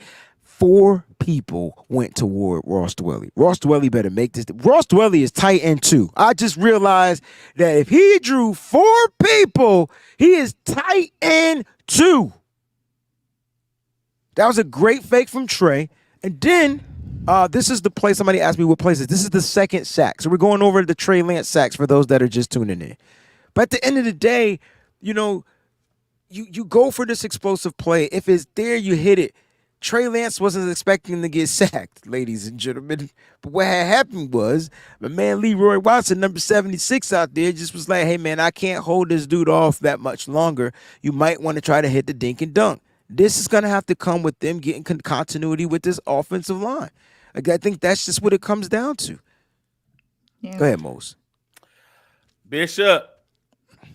Come on now, Bishop. Let's take it to the word. He said, guys, the rules is you don't go broke taking a profit. Take your tech downs and get yards. Some call it dink and dunk. I call it moving the stick. Bishop, what about the parable of talents? To me, if you have a bigger play where you're talking about Trey being able to make a profit, it was this play where Kyle dialed up an explosive. So the parable of talents goes like this. There's a master who gives goods to his servants, and he goes on a trip. When he comes back, he wants to see how well the servants steward over what was given to him. The first servant comes and says, Master, you gave me 5 goods. I've sown, and here it's 5 more of those goods. The second one said, Master, you gave me 2. I've sown. Here goes 2 more on top of the 2 you gave me. The third one was afraid and didn't sow anything and just stored what was given to him just in case something bad happened. Now, you saying take the dink and dunk, but if the play is an explosive that was called correctly, that was executed by everybody else directly, well, he ran a perfect route. The way he ran the route and the pump fake from Trey Lance got the safety to bite. Mason going out to the flat held the corner. Bell coming in on the end held the corner. Sneed skinny post held the other safety, and Conley ran his route beautifully up the sideline and was wide open. If Trey Lance was trying to make a profit by hitting that explosive and getting a touchdown, how can you be upset with him when he was not able to complete the play because the pressure was in his face? Again, if this was blocked up front correctly by this offensive line, that would have been a touchdown. And we would have been saying he did not go broke making a profit. I'm just saying. Flora Rupert says, if it's a 3-step drop, then the ball's supposed to be out on the 3rd step. I think the difference, though, like, he's lined up in shotgun, so he's already back several steps. So let's watch it from this angle. I don't think it was meant to be. He's already 3 steps back. So that's how I'm looking at it. 1, 2, 3. He's taking those 3 steps, but he's hoping the protection holds up, in my opinion. And so there were people open on that play. He could have hit Ross Dwelly for that, but then Dwelly would have gained 4 yards, possibly. But the pressure was still there, so we don't know. What we don't know is how that pressure to the left of his face would have affected that throw. It might not have been accurate. He wouldn't have got sacked, but then he would have had incomplete pass, and everybody would have been like, "Oh, you know, Exactly. yeah, right." So like, He can't do anything right. He didn't have. Rome every said he had decision- time. He didn't have time to hit the deep route. That's No. what he was trying to go. Right. And I can't stand this comment either. He says, "LOL, man, just keep it simple. Just get what the defense gives you." The defense gave us a touchdown. Exactly. The defense gave us exactly what we wanted. Exactly. Kyle drew this up for Chris Conley to get open up the sideline. I'll let them watch it Gave again. us a touchdown. What are you talking about? They can watch it again. We tried to get what the defense gave us. Trey Lance didn't have an opportunity to get the ball there. They could watch it again. Like, just say y'all rather take dink and dunk completions. That's what. That's what the bishop is saying. You know, he's saying that. I'd rather you move the ball up the field 3-4 yards at a time, and run the clock out than to try to hit explosive plays. Well, then that means Kyle Shanahan got to change his whole offensive style, which is something that he's not going to do. I guarantee you, in the season, when it doesn't matter who the quarterback is, but when Deebo Samuel gets an explosive, when BA gets an explosive, when Kittle gets an explosive, when CMC gets an explosive, ain't nobody going to be complaining about, oh, well, this person was open on the underneath, but we got a touchdown. So, like, you're not going to be complaining about that. Explosives are built into Kyle Shanahan's offense. The defense gave us exactly what we wanted. Our offensive line didn't protect them enough. Yeah. It really, thank you, Callie. That's exactly what it is. It's starting to annoy me because what happens if you run into the same problem with Jimmy, where they start stacking the box and they're, seeing that he's not able to do anything or whatever, and then they move up closer and stack the box. Then what? Because as we already said on a previous show, these teams are preparing to face Brock, which means that they are going back with all this film, and they are going to have a lot of film on this. This is what they did against Jimmy Peachy. Yes. They started stacking the box. Yes. They said, you know what? We're going to take away the run game. So Jimmy beat us. So they're going to put pressure on Brock to be the one. And if he overcomes it, great. That's good for us. Yeah, that'd be awesome if he does that. But it better be a bunch of quick throws, is what I'm saying. Did not have film on him last year. And trying to get people to understand that. They didn't have film on him. They know that he is quarterback one. They've known he's quarterback one since way before, free agency or whatever. They knew, these teams were probably, preparing for them then. Whenever we found out our opponents, basically, is when these teams started, gathering film and everything on this kid. And all I'm saying is that what? The other thing that I wanted to say is this O-line, nobody doesn't know what Trey would have looked like last night if he had have had our first string O-line. They don't know. You can't sit up there and say, oh, it wouldn't have made a difference. It made a difference whenever Trey was out there in actual game time, and he was throwing the football, and everybody was, just because of those darts that he was throwing, the sideline darts. There's a bunch of people that were talking about, his sideline throws suck. He's not. You guys weren't saying that whenever he was darting to Ayuk and Deebo from the sideline. What? I mean, we just have to keep it real. Brock is probably going to play in this preseason game, and he's going to have all of his number one weapons out there as well, except for Kittle. But I'm saying, that first string O-line, they'll be out there. So he's going to look like a better quarterback, of course, because he's going to have his first string protection out there. Trey didn't get that opportunity to do that. And I don't know. That's just what I get aggravated about right there. All right, so Sean makes a comment and says that didn't have film, whatever that is. Every team had film except Dolphins, Eagles had film, and he was 4-4. Ayuk was wide open. We were going to the Super Bowl. Croft effed that up. Again, he could have hit a different route, right? Right? I mean, if we go with this, Croft effed that up. Right, so what does that means? It was pressure that didn't allow Brock to complete the pass. Exactly. Which is exactly what we're Facts. saying about Trey Lance right now. But Exactly. you don't want to argue us up and down. But they won't put in the disclosure that, well, why couldn't Brock just look for a different dink and dunk? Exactly. The pressure, Right. he had time for a dink and dunk because it was an explosive play. It was an explosive play. And this is why I hate this comment. It says, point is, Trey knows that O-line isn't holding. You see, he read the safeties and saw the short was the best option under the circumstances. Breathe easy, my man. First of all, I am breathing perfectly fine. Mm-hmm. Second of all, did Trey call the play?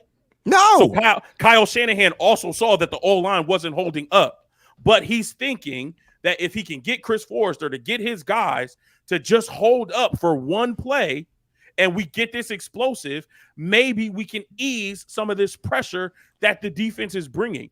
That's what the explosive plays are for, to get the defense to say, okay, maybe we can't be as aggressive, because when we're too aggressive, we give up big plays like that. Like, what is happening?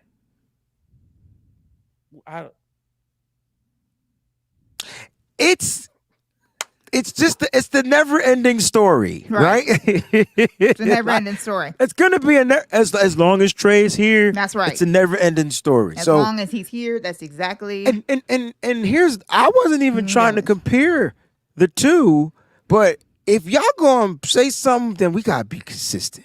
Gotta be consistent. If you're gonna blame Croft for giving up the pressure, then can we blame Leroy Watson for giving up the pressure most? Second best pass rusher in the NFL last season, because Hassan Reddick came back home to Philly because he's from this area and balled out. He was at home. He had family, friends, old teammates, old coaches. He's in a area of familiarity, and he balled out last year. So if we're gonna blame Tyler Croft for giving up the pressure on the second best pass rusher in the league last year, which is why Brock Purdy got hurt, which is why he couldn't complete that explosive to Brandon Ayuk in that game, then be consistent and say it's the pressure that was given up in this preseason game that didn't allow Trey Lance to look good. And that's the problem.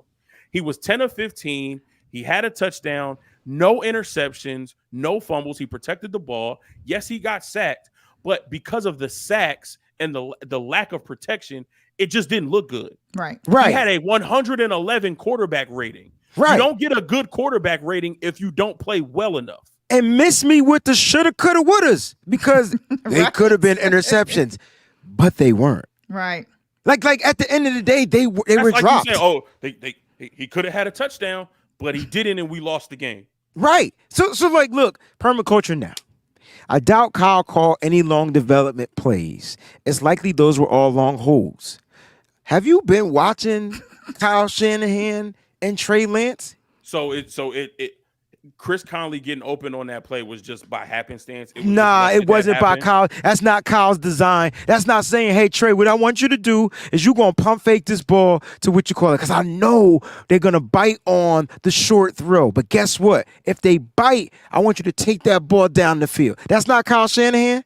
That's not a design play. That's not something designed for him to just beat, for him to pull the defense in. Isn't that what we want our quarterbacks to do? It's called explosives, and we know that Kyle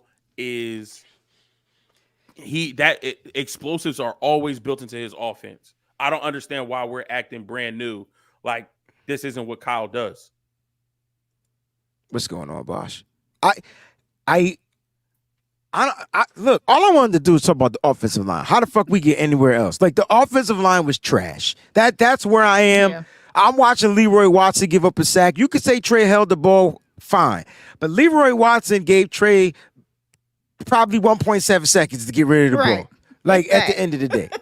And I know hindsight. I know everybody in this chat would have went out there and completed the pass to the short route, because everybody's a fucking quarterback. So I know everybody would have made that pass. Right. They would have saw that read, and they would have did that and bypassed whatever the coach told them to do. Like, I guarantee you everybody would have did that. Just saying. Y'all gotta love this show, guys. We just... Everybody's when we lose, it's no holds barred. When we win, it's all love, baby. But when we lose, it's a tough fan base. Woo, Jesus have mercy. have mercy. Oh Especially my when gosh. we lose to Lord have the mercy. Raiders. Lord have mercy. It's just so like it just puts that extra like puncture in your heart when you lose to the Raiders. Like, Hey, man, so Peachy, we can't lose to the Raiders, the Seahawks, and the freaking Cowboys. right? And the other teams up for grabs. Them are the three teams we can't lose to. This is a preseason game, and we are at each other's throats. Trey Lance has to go. He is trash. He has to be. He can't play. I don't have the timing of the fourth sack, so we're gonna have to get ourselves there. Okay. So obviously we done changed up some things in that second quarter. TDP now becomes the back, and so I don't know if you have that timing stamp, Mose. I don't think I have the timestamp. All right, so let's see on this next. We'll just spend a little time, and we'll see what happens on the next. Let me see if I can get back to some semblance of it. All right, so did it happen? Where was I at? Hold on. No, it didn't happen yet, so it's a little further up. Cause I had to cook.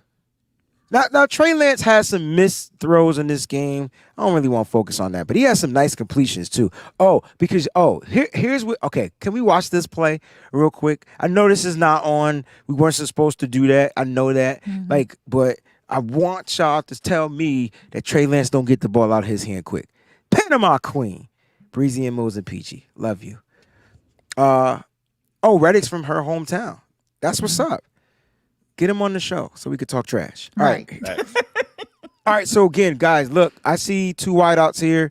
All right. So that means there's two tight end set, if I'm not mistaken. And they're both on the lines, right? So we're in 12 personnel. TDP is the single back. That's him right there. All right. Now watch this. Now, so you tell me, this is when Kyle started saying, I got to change some things up. Pressure is in his face. Hey, when it's a naked bootleg, the percentage of the completion, the pass goes up. I wonder why. This guy run right with him. Trey, if you can't hit that throw, you got to sit your ass down, man. Right. But so you mean to tell me that you can't call up stuff like that? Ain't that getting the ball out the hand quick? We're so inconsistent. Yes. Because when you see it, we don't even acknowledge it. And there's an it right there. Look, here we go. There it is. Perfect. Hey, Bishop, you do know the coach dialed up this play too, right? Another design. Hey, you know what, Trey? You getting fucked up. So what I'm going to do is I'm going to go ahead and let you get this ball out your hand a little bit quicker. Right. Slide some protections, and so that way you can roll out. You got an open man. Just give me 2 or 3, 4 yards. That's all we doing, man. That's it. Like just be consistent. If you're gonna bash the kid, then give him his props when he does do something right in your eyes. I think that's where I'm going with this. Like, it's okay to constructively criticize a player, but you gotta give him some good reinforcement too. I mean, unless it's all bad. If it's all bad, cool. What? Nothing. I just want to get to that sack, man. I'm trying to get to it. I feel like they about to score here, so that the sack ain't nowhere near about to happen. Here we go. I think we get into the sack. Because it was on the 5th. Look at. Nope, he gets out. Look, that should have been a sack, right? Should have been. That's the one where the and he gets the completion. The safety came in, hit his arm with the ball, but Trey tucked it and protected it. But watch it from the other angle. We're going to do it. We're going to watch it for all 3 angles. How about that? Look at how Zakel just gets, but like Trey has to jump over bodies on the ground. What quarterback do you know is going to be successful like this? Look. I've stopped it so they could see it. He gets jackknifed with one hand, and he's on his back. Papa Phil. We got to change the name to Papa Pill. It's just so much cooler. But Papa Phil, tell me how the O-line isn't trash. So he sees this happen. He tries to step up here, but 56 has a clean shot at him. Yeah, I mean, what is he supposed? What is he? Please tell me, all of y'all in that are in the chat that are experts. What is Trey Lance supposed to do right now? Absolutely. Permaculture now, I hope you know that it's all love from everybody on It this is. panel. We Absolutely. are all here to analyze, and we're all here to just be better, right? I think that's Yep. the end of the day. We want our team to win. I think And we're that's also very passionate about our team, which is why a lot of blood, sweat, and tears go into sure. what we do. So for sure. So Gucci Man says that Trey should have threw this away. Okay, he would have threw it away. Grounding? And Where's he throwing it to? He can't throw it because he's in between the tackle box, so he can't throw it away. Grounding? That's intentional grounding, and then we're talking about he doesn't make good decisions because he should have known that he can't throw it away. But okay, Was that a face mask? It was close enough, but they didn't call it. Sorry, I had to go all the way back. My bad. I suck. I don't know. They only called about 2 penalties on the Raiders like all night. Symmetry said he should have teleported to the end zone. You're right. You're right, dog. You right, my brother. You right. That's a face mask. No, he didn't. He got. He grabbed the shoulder. He got the chest plate.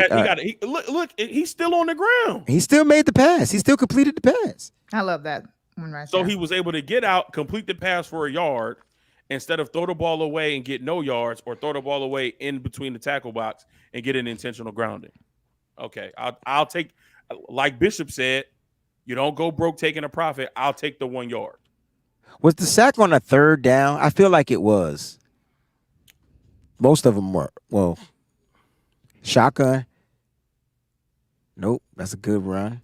It's a good fake. The sack had to come before the half, right? I don't remember where that 4th sack happened, yo. I think to me the 4th sack might have been the only one that was on Trey Lance. Damn it, I didn't get a chance to find it, but you guys get the drift, yo. Like it's in the video from Go ahead. Steph's video, it doesn't give the time markers. She clipped all Trey. Oh, you know stuff. what? I know how to find it. Just tell me in the real quick. never mind. I was gonna say tell me in the real game footage, and then I can match it up to the thing. I Just know go how to to find it the right here. you don't gotta go to the video, but if you go to the play-by-play, tell me that time. Hold on. And we'll get that up. But guys, the whole purpose of doing this was the simple fact that we wanted you guys to see it from the perspective that we see it when we watch the All 22. And you're going to get different interpretations from all the different content creators. And this is not us pushing our bias toward a Trey Lance. We're just looking at the offensive line. And to me, that's the biggest question mark. Like that to me, like if any one of those guys, and Mo said this at the beginning of the show along with Peachy, if any one of those guys had to go in due to an injury,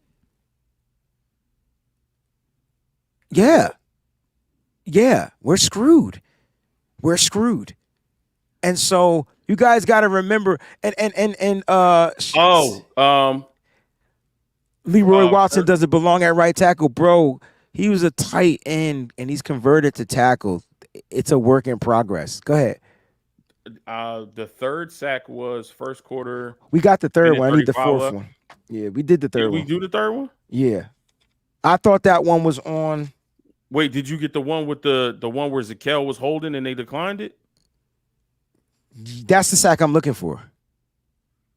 That one is first quarter, 1:35 left. 30. Oh, no, we did all the sacks. Then, nah. Oh, so maybe I'm missing one. We couldn't have. Say that again. That was first quarter what? It's showing on here, first quarter. Oh. 1:35 left, 3rd and 8. At the San Francisco 14. So that I didn't get that one. So there was no sack later. That's why. So all the 4th sack was that last one that we showed in the second quarter, early in the second quarter. All right, so give me that. You missed 2. You missed the one. We did the first one with the Zakel holding. Yeah, and then we missed the one where he got chased down from behind. So he was. I think we only covered 2 sacks. Did we? We covered the first punt to Conley. He got sacked twice. 4 times. Right. He got sacked twice on the first series. Uh-huh. And then I'm missing the next one. I showed one where he got sacked in the shotgun at the 7:48. That was on Zakel. We showed that one. He was supposed to go deep down the field to Conley. That was a sack. So what am I missing? The one where he got chased down. Right. That was the hold then. Mm-mm. So one of those had to have. Oh, you know what? I tell you right now, the one that was the hold was the one that we showed. We just showed. The last one we showed was the hold. I didn't say it was a penalty though. I got into my notes. On the third, it was a 3rd and 8. We were lined up in shotgun. We was in 11 personnel. There was a penalty on that play. Nick Zakelj got called for holding, but it was declined because Zakelj also gave up the sack along with Watson, and that was the sack to that deep play down the field to Conley when he pump faked to Ross Dwelly. We were so focused on the pump fake. No. There was another one. The one that I'm talking about. This is the one where I showed you. I don't know if you could see it. This one, where I circled both of them, and we had somebody coming across the middle, but he didn't have the time to see it. Well, I feel like I'm missing one. We showed 3 of them. I just didn't talk about a penalty. Is all I'm saying. I don't think we showed 3. I thought we only showed 2. Now the first one we showed at the very beginning. Then we showed that second one where Trey Lance did that pump fake. Right. This one wasn't a pump fake. All right, so let's go back through them then. So I'm gonna go back to the 2-minute mark because I could have swore we showed it. So 2-minute and 6-second mark. This is the second sack of the game, right here. All right. The penalty on Zakelj is the second one, right? I don't know. I might have wrote it down wrong, but we about to find out. Which one is this one? This is the second sack. Yeah, so this is the one to Conley. Okay. That was the deep one that he threw up. All right, and then here's the third one. This is the one with the penalty. Yeah. I just didn't talk about the penalty.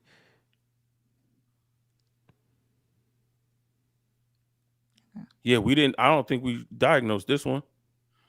I thought we did. No, we didn't show this one and diagnose it because there's somebody that was wide open. Again, run it back. This is another explosive play.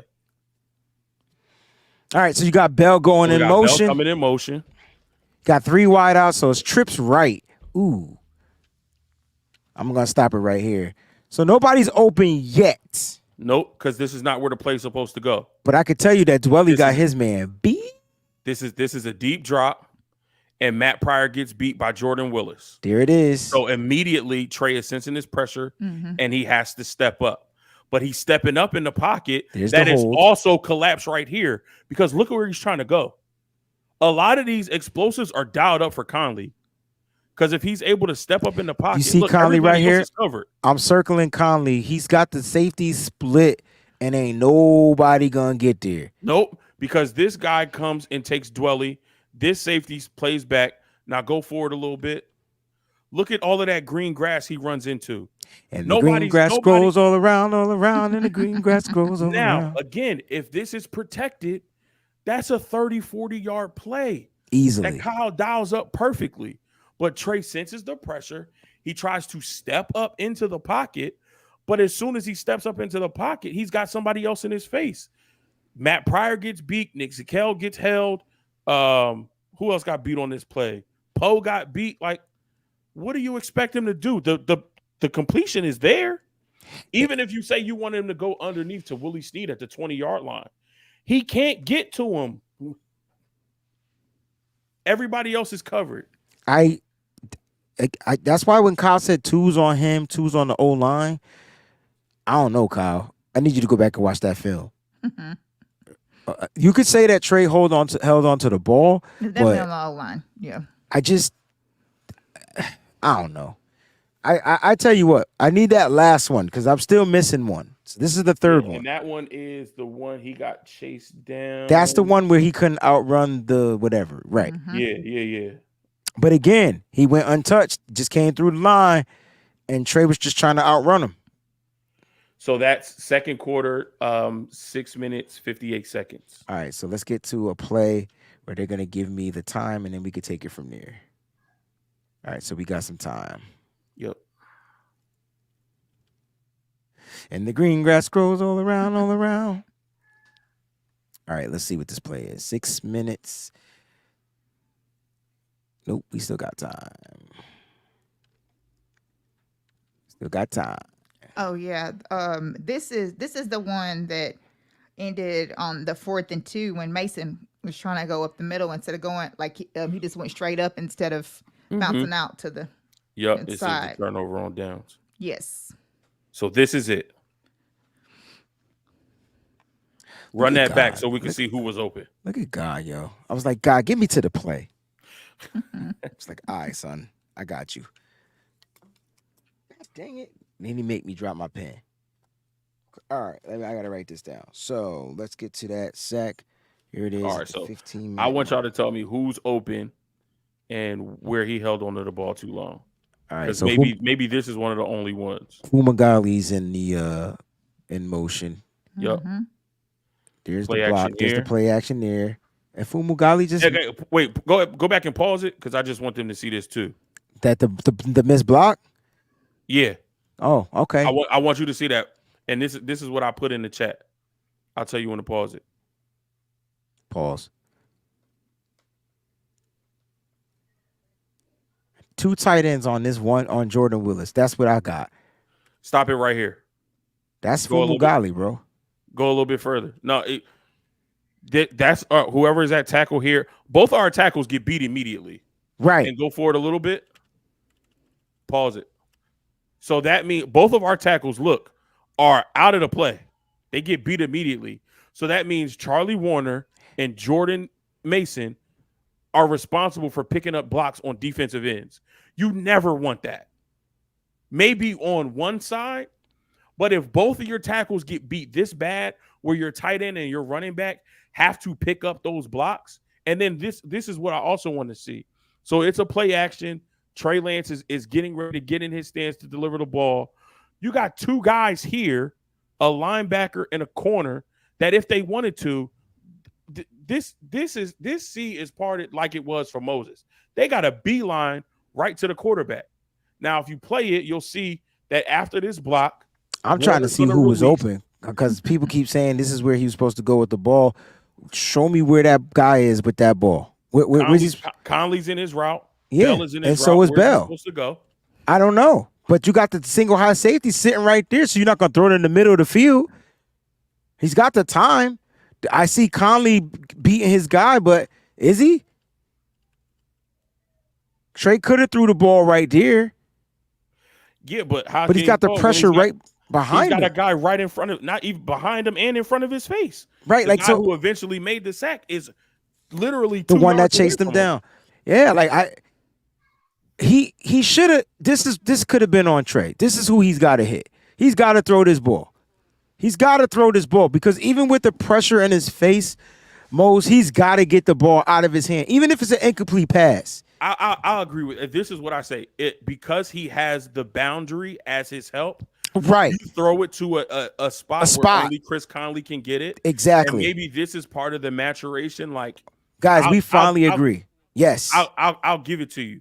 This is one that he has to throw. And even if he doesn't throw it to Conley, I feel like Bell is open too. So you have 2 options here, right? You got to throw it to one of them. And eventually you have to be a quarterback that does stand in there and deliver the ball knowing you're going to get hit. Yeah. Yeah. So I will say of the 4. That's why I said there was only one. I'll say this one is on Trey. That's why I said there was only one. Mm-hmm. There was only one, bro.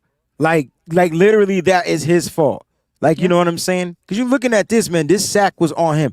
This is the Stand only there, time. deliver that ball right now. And take the hit. Brace yourself. Brace yourself. But get your ass back up when the pass is completed.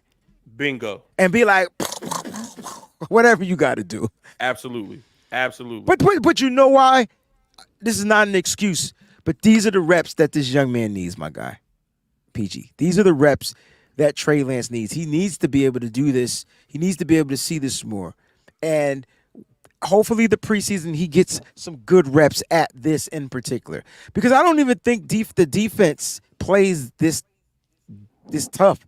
Like they're not gonna play him like this and you know what I'm saying in practice. But they need to make sure that Trey Lance is seeing this, and this is what he didn't see. So if you're gonna say he didn't see, and I'll take that back. I'm gonna go on a limb and say that I don't think it's that he didn't see it. I just don't think he felt confident in making the throw. Yeah, and I don't think he trusted it. Yeah. Because he's been hit 3 other times. And I think maybe because of everything that's going on, maybe he's putting a little bit too much emphasis, and I hate to say that.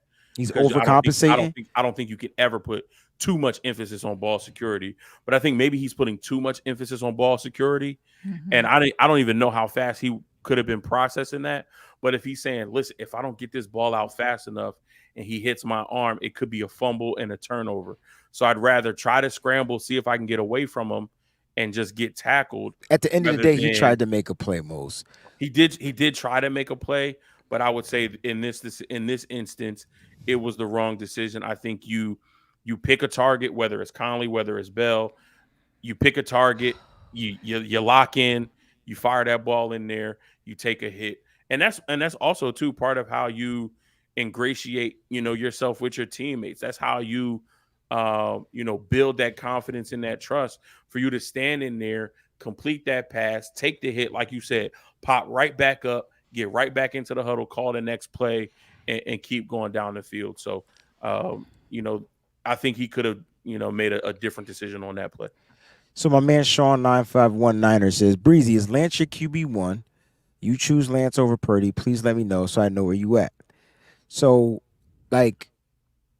is Lance my QB1? I thought he was QB1. He was my QB1 over Brock Purdy. He just was. He was drafted to be QB1. Brock Purdy came in and did the damn thing, and I thought Lance was going to have to come out here and compete to get QB1. I think Brock Purdy did what he needed to do to earn it, and I thought Lance was going to get an opportunity to earn it back, but that's not how it's set up for him. And then I had to think about how Kyle Shanahan does his QB1s. Like, if you're QB1, that's it. End of discussion. Just be ready when your number is called if something happens to QB1. Right. Yep. That's what it is. So, Sean, yes, Lance was my QB1. This has nothing to do with me. I'm not advocating for him, but I'm breaking down Lance because he played. And so, everybody's talking about his bad play, and I wanted to focus on what he did wrong with taking these sacks. I think that's where I was stuck. You know what I'm saying? Because I wanted to know, where's the hesitation? Here I saw it. The pressure's not there to where he couldn't make this throw. Here he was wrong. You got me? Trey Lance should have made this throw. I don't think he should have threw it to Ronnie Bell, but Ronnie Bell was wide open too. You got to make that throw. He had 2 options to make the throw.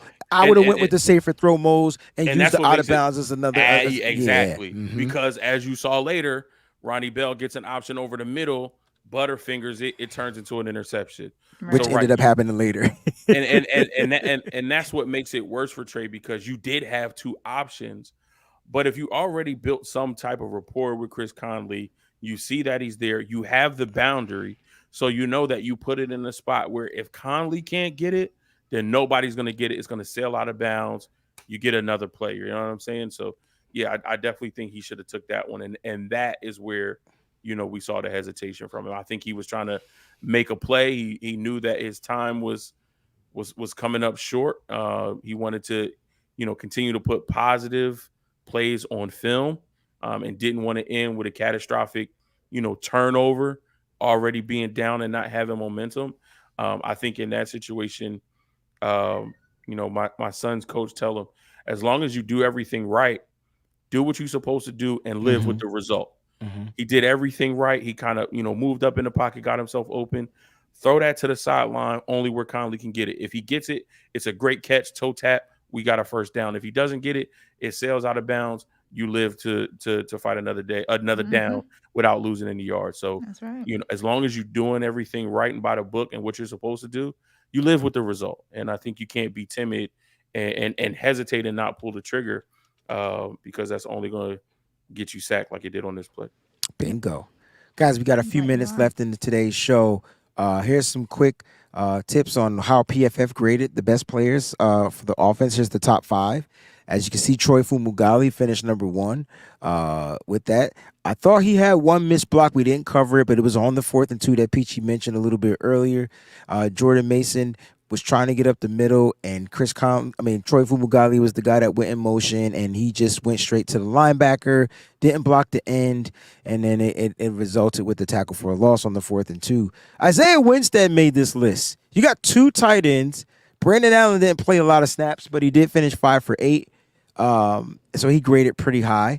Isaiah Winstead, though, that's he's up on this list. And Sam Darnold. So the 49ers had 2 quarterbacks not named Trey Lance that actually made this list. Darnold and Brandon Allen, all right? And then you got a wide receiver that, stood out in this game. Isaiah Winstead played pretty damn well. So undrafted kid, all right? Defensively, Kerry Hyder Jr., 81.7. Quantrez Knight, 76.2. Play safety. Cleveland Farrell, he had the only sack in this game. A.J. Parker. People are sleeping on A.J. Parker, bro. And he's been pretty much he had a great camp. All right. And so you can see he played pretty darn well. And then there's the undrafted guy, the fan favorite, Deshaun Jameson out of Texas, baby. You know what I'm saying? Finished with a 70.1. Was pretty damn electrifying on special teams. He has the speed to take it to the house. He has the moves and things and whatnot. But listen, man, those are your PFF grades. Before we get up out of here, we're going to do super chat contributions. But before we do, we got to talk about which players you got on the bubble. Everybody's going to pick a player, and you're going to talk about why. Those out in the chat, don't forget, I hope you voted in the poll question. And if you want to put inside the chat who you feel may be on the bubble, please do so. But let's start with Mose. Let's go with Peachy. I'll give you my player after what we saw from training camp and the first preseason game. Who you got on the bubble? I don't know what y'all was talking about earlier about rookies can't be on the bubble, but I got Cam Latu on the bubble. I'm sorry. I see Sean. Finally, me and Sean agree on something tonight. Yes. Rome the upsetter. A lot of people. We agree on something tonight. Latu, he has not been playing well in camp. He gets one opportunity in the game, and he doesn't protect the ball. I mean, one positive thing that we could say about Trey Lance is that he protected the football. Cameron Latu did not do that. Jesus. So he's struggling in all areas of the game. I don't know if it's a mental hurdle being in the NFL, playing against, top competition. You would think that wouldn't be an issue, him coming from Alabama in the SEC, but he just kind of hasn't found his footing yet. Breezy mentioned it with the way Fumagalli played. Ross Dwelly, as much as we try to say, we're getting rid of him, he's not a good run blocker. Ross Dwelly finds a way to make this football team every single year. And because we haven't seen the spark from Latu and Braden Willis that we thought we would see from these rookies coming in, I got Latu on the bubble. Yo. It's somebody said Nick Zakel out there. Nick Zakel had the highest run blocking grade in this game. Yeah. I'm not gonna pull up his pass blocking grade. I'm just not gonna do it. I'm not. And this is why I take PFF grades with a grain of salt. Because I don't know what metrics. Run blocking though, they give a point for every snap. It's not a metric. It's just cool to see a freaking grade. I'll leave it at that. But check this out. Let's go with his pass blocking grade. You wanna know what it was? A 6. It was a 31.7. Il Manning had the highest pass blocking grade. Joey Fisher. The top 3 pass blocking grades was Il Manning with an 85.3, Joey Fisher with an 80.3, and believe it or not, John Feliciano with a 79.2. Those are your top 3 pass blocking grades. Mm-hmm. Run blocking, Nick Zakel, Charlie Warner, and Matt Pryor. And you remember the Little Rascals movie? I freaking do. When they went in there to the bank to try to get a loan to rebuild the clubhouse. And he said, "What is your account number?" 7. 7? Your account number is 7. 8? That's Nick Zakel's pass blocking grade. 7. In the words of Spanky McFarland. 7. Okay. Look. Oh goodness. This is funny, man. And listen, it is what it is, man. Look, you could take these grades with a grain of salt. Here's what I don't like. People don't like talking about PFF grading system, but when they put out that the 49ers are at the top of some shit, they will repost that junk. They will be like, yo, we got the top. Well, it's based off their grades. So we got to find a way to be consistent with it. I'll take the good with the bad. Gotta take the good with the bad, baby. That's just what it is. You went with Cam Lot too. Peachy, who's on your bubble? Curious to know. You take the good, you take the bad. You take the fun, you have. then you have the facts of life. Yeah, the facts That was of life. my show. That was my joint. Kim Fields, baby. Okay, so I flipped the script a little bit on my bubble pick. I got Danny Gray. What you talking about, Pillow? What you talking about, Peach? Really? Danny Gray. Not because Danny Gray is not a good player, because I think he's fantastic. The reason why that I have him on the bubble is because I don't feel like that Danny Gray fits the type of offense that Kyle Shanahan wants to run with quarterback Brock Purdy. If Danny Gray is cut, Peachy, does he make this practice squad? I doubt. Moses saying no. If he doesn't fit the plan for the offense, why would you waste a roster spot? Because he can still be utilized as a weapon. And the question is, if he's not available, if Danny Gray is struggling with running routes and getting open, I think that's what it comes down to for him. Because we talk about, our quarterback and Trey Lance and how he's not comfortable at hitting these quick throws and things like that. But we've seen him throw a touchdown in preseason to Danny Gray, but we forgot about that. But at the end of the day, my point is you still can utilize him as a weapon. That's when he had protection and was able to hit one of those explosive plays that Kyle Shanahan dialed up purposely. We could just talk loud. Right, exactly. This right here, Freaky. And I love your Homer Simpson thing. It's awesome. No. If Trey is unavailable, then I guess Danny Gray is out. That's true, because the reason why that we have Danny Gray is because of that type of offense is supposed to be ran with Trey Lance. And Danny Gray's fit, it's not there. Like it's I don't believe that it's there with the type of offense that Kyle wants to run with Brock Purdy. Like, I just do not think that Danny Gray fits this offense. And this is all about, now that you have your QB1 set and you know for a fact that that's who you're rolling with, then you have to make sure that you have all of the weapons around him that fit what he does and what Kyle wants to do with this offense. And I just really do not believe that Danny Gray fits into that. That's really a dope-ass synopsis. That sucks for Danny Gray, though. Mm-hmm. Mm-hmm. That has to suck for Danny Gray. And because not only does he not fit, Ronnie Bell played well. Yes. Chris Conley could be a veteran practice squad guy. Yep. And I really like what we saw from Isaiah Winstead and Tate Martin. Tate Martin. Okay, I didn't know you was gonna put the "and" in there. I was gonna complete your sentence for you because that's what we do. Yeah. Hey, is Gray spelled Gray or EY? I always thought it was AY. I think it is. I think it's AY. Does it matter? Yeah, it's his name. Yeah, but is one just like the English spelling, and one the American English spelling? Is that what that is? I never understood why we spell Gray two ways. Right. That's why Remember it's Gray. Okay. Remember the Crayola crowns? And yes, of course. What kind of question is that? Gray, and then you have Gray. I'm just trying to figure out how to spell. That's a good point.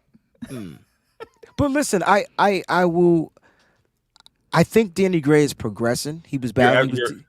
You are a genius. Am I? Gray and Grey are both common spellings for the color between black and white. Gray is more frequent in American English, whereas Grey is more common in British English. Oh, okay. I didn't teach for nothing. I wasn't a dumb teacher. I was slow, but I definitely wasn't dumb. I took my time with everything. But no, seriously. Symmetry says gray is the color. Gray. Grey is the color. Gray is the name. I don't know. Anyway, I will say this. I do like that you put him on the bubble. I just feel like he's showed signs of progression, but the question is, can he do it? He was so limited last year, right? Like when they finally started putting him in, he just looked lost. Right. If it wasn't the 9 route, he was lost. Yeah. But he did start making a stride on special teams. He started becoming like a gunner. And so I don't know if he's going to get cut, but you guys are telling me like there's people trending upward. So he's coming back off of injury. Danny Gray will be back this week. I do expect him to play against Denver.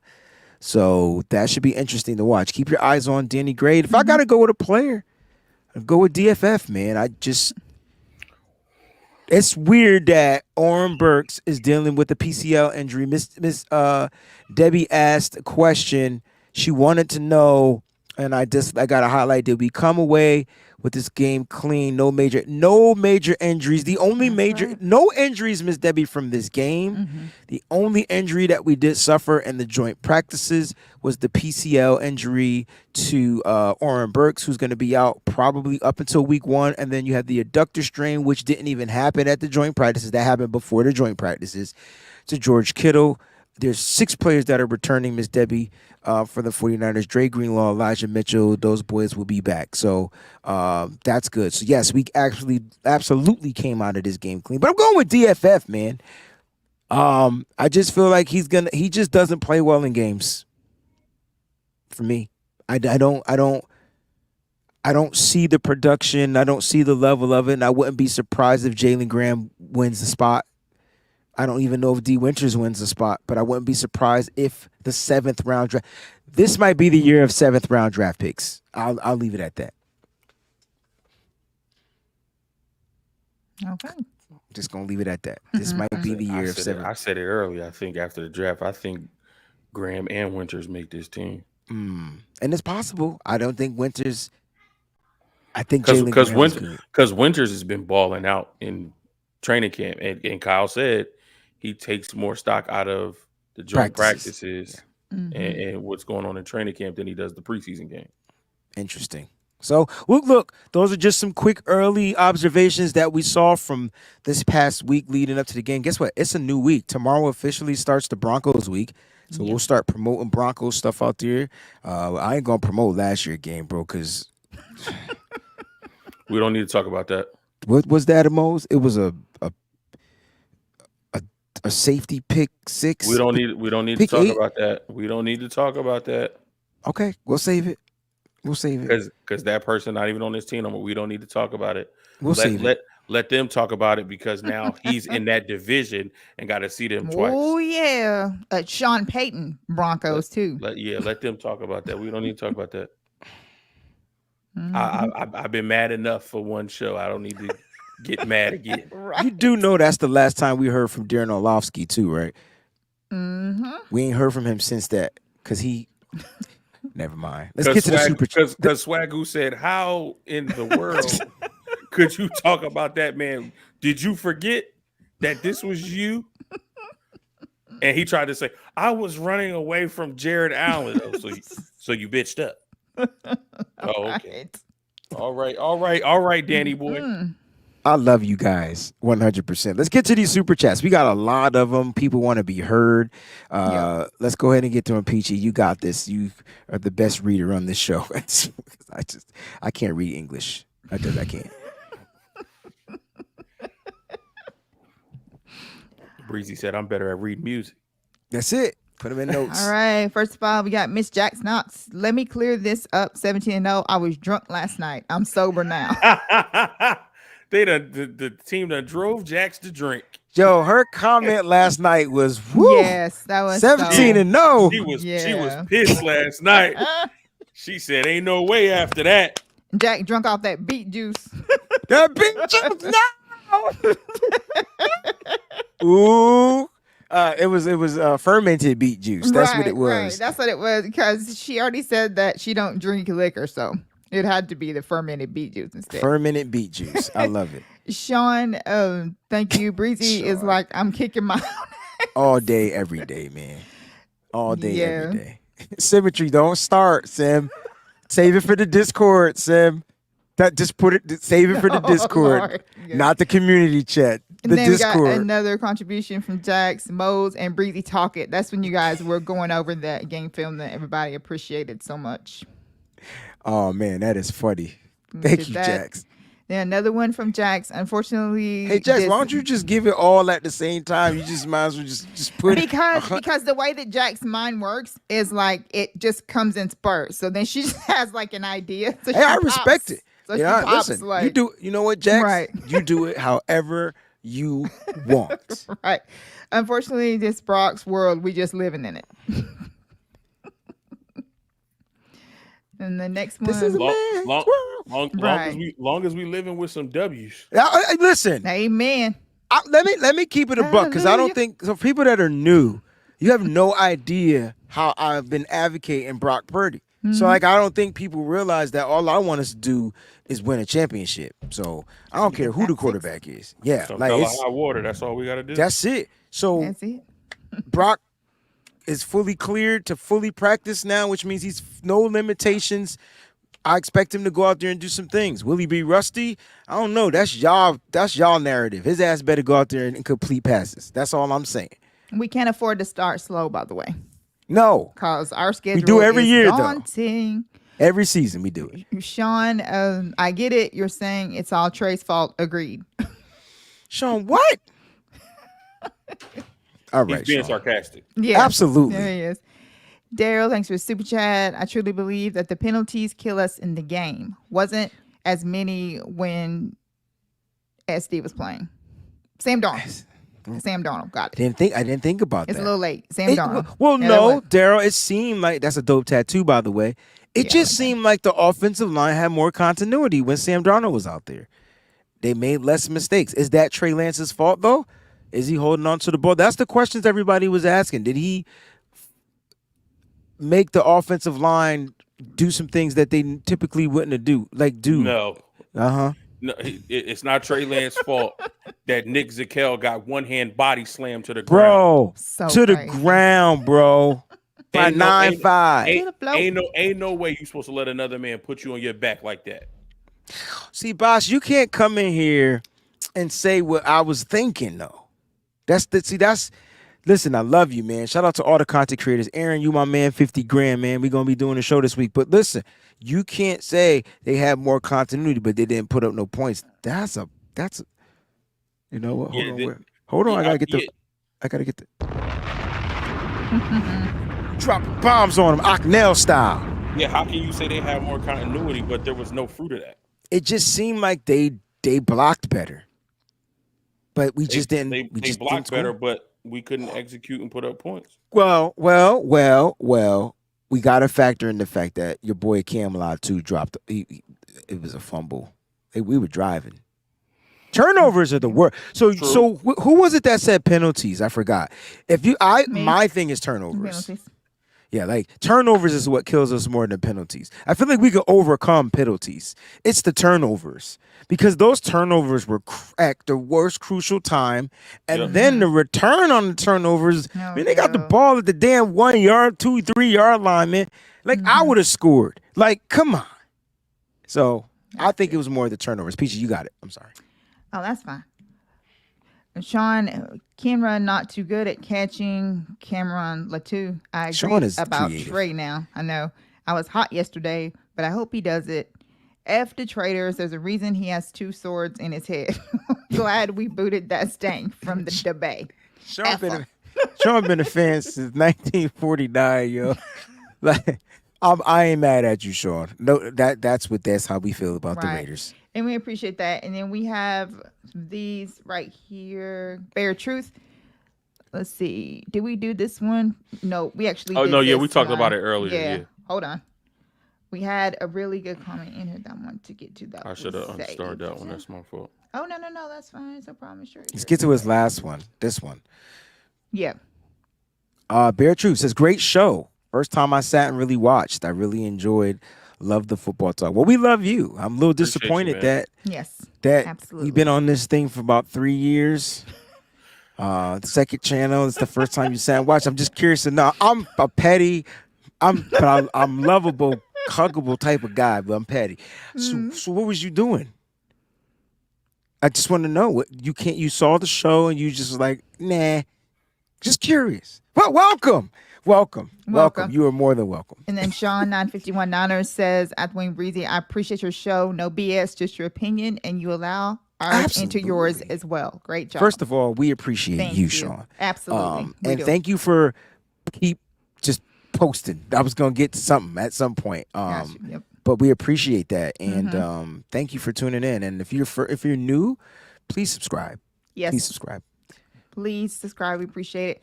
Sean, Breezy, I appreciate the show. Good combo. We differ on a lot with Trey, but we all love the Niners. Get number 6, period. That's it. Quarterback Period. health is number 1. Get to Period. week 1 and ball. At the end of the Facts. day, y'all, this is the take. That's it. Yep. This is the take. Ladies and gentlemen, this is the take. Yep. Okay? That's it. This is my guy. I need y'all to do me a favor. It's my boy Aaron. We got something that we working up in the works, all right? We're going to be, what do you call it? Not simulcasting, but we're going to go back and forth on each other's channels weekly. Cross-streaming. Yeah, cross-streaming. That's the word. Shout out to Aaron. Thank you for the contribution, too. Aaron is a dope-ass 49ers content creator, and he's a great-ass man. So Yes. do me a favor. That's his channel. Go subscribe to it. 49ers First Takes. Yo, he literally gives you first takes like that. I'm like, damn, why didn't I think of that, man? It's so much more genius.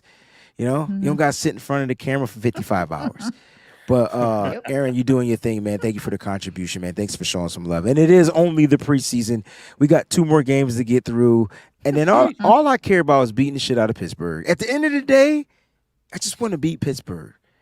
That's it. Right. Take it one game at a time.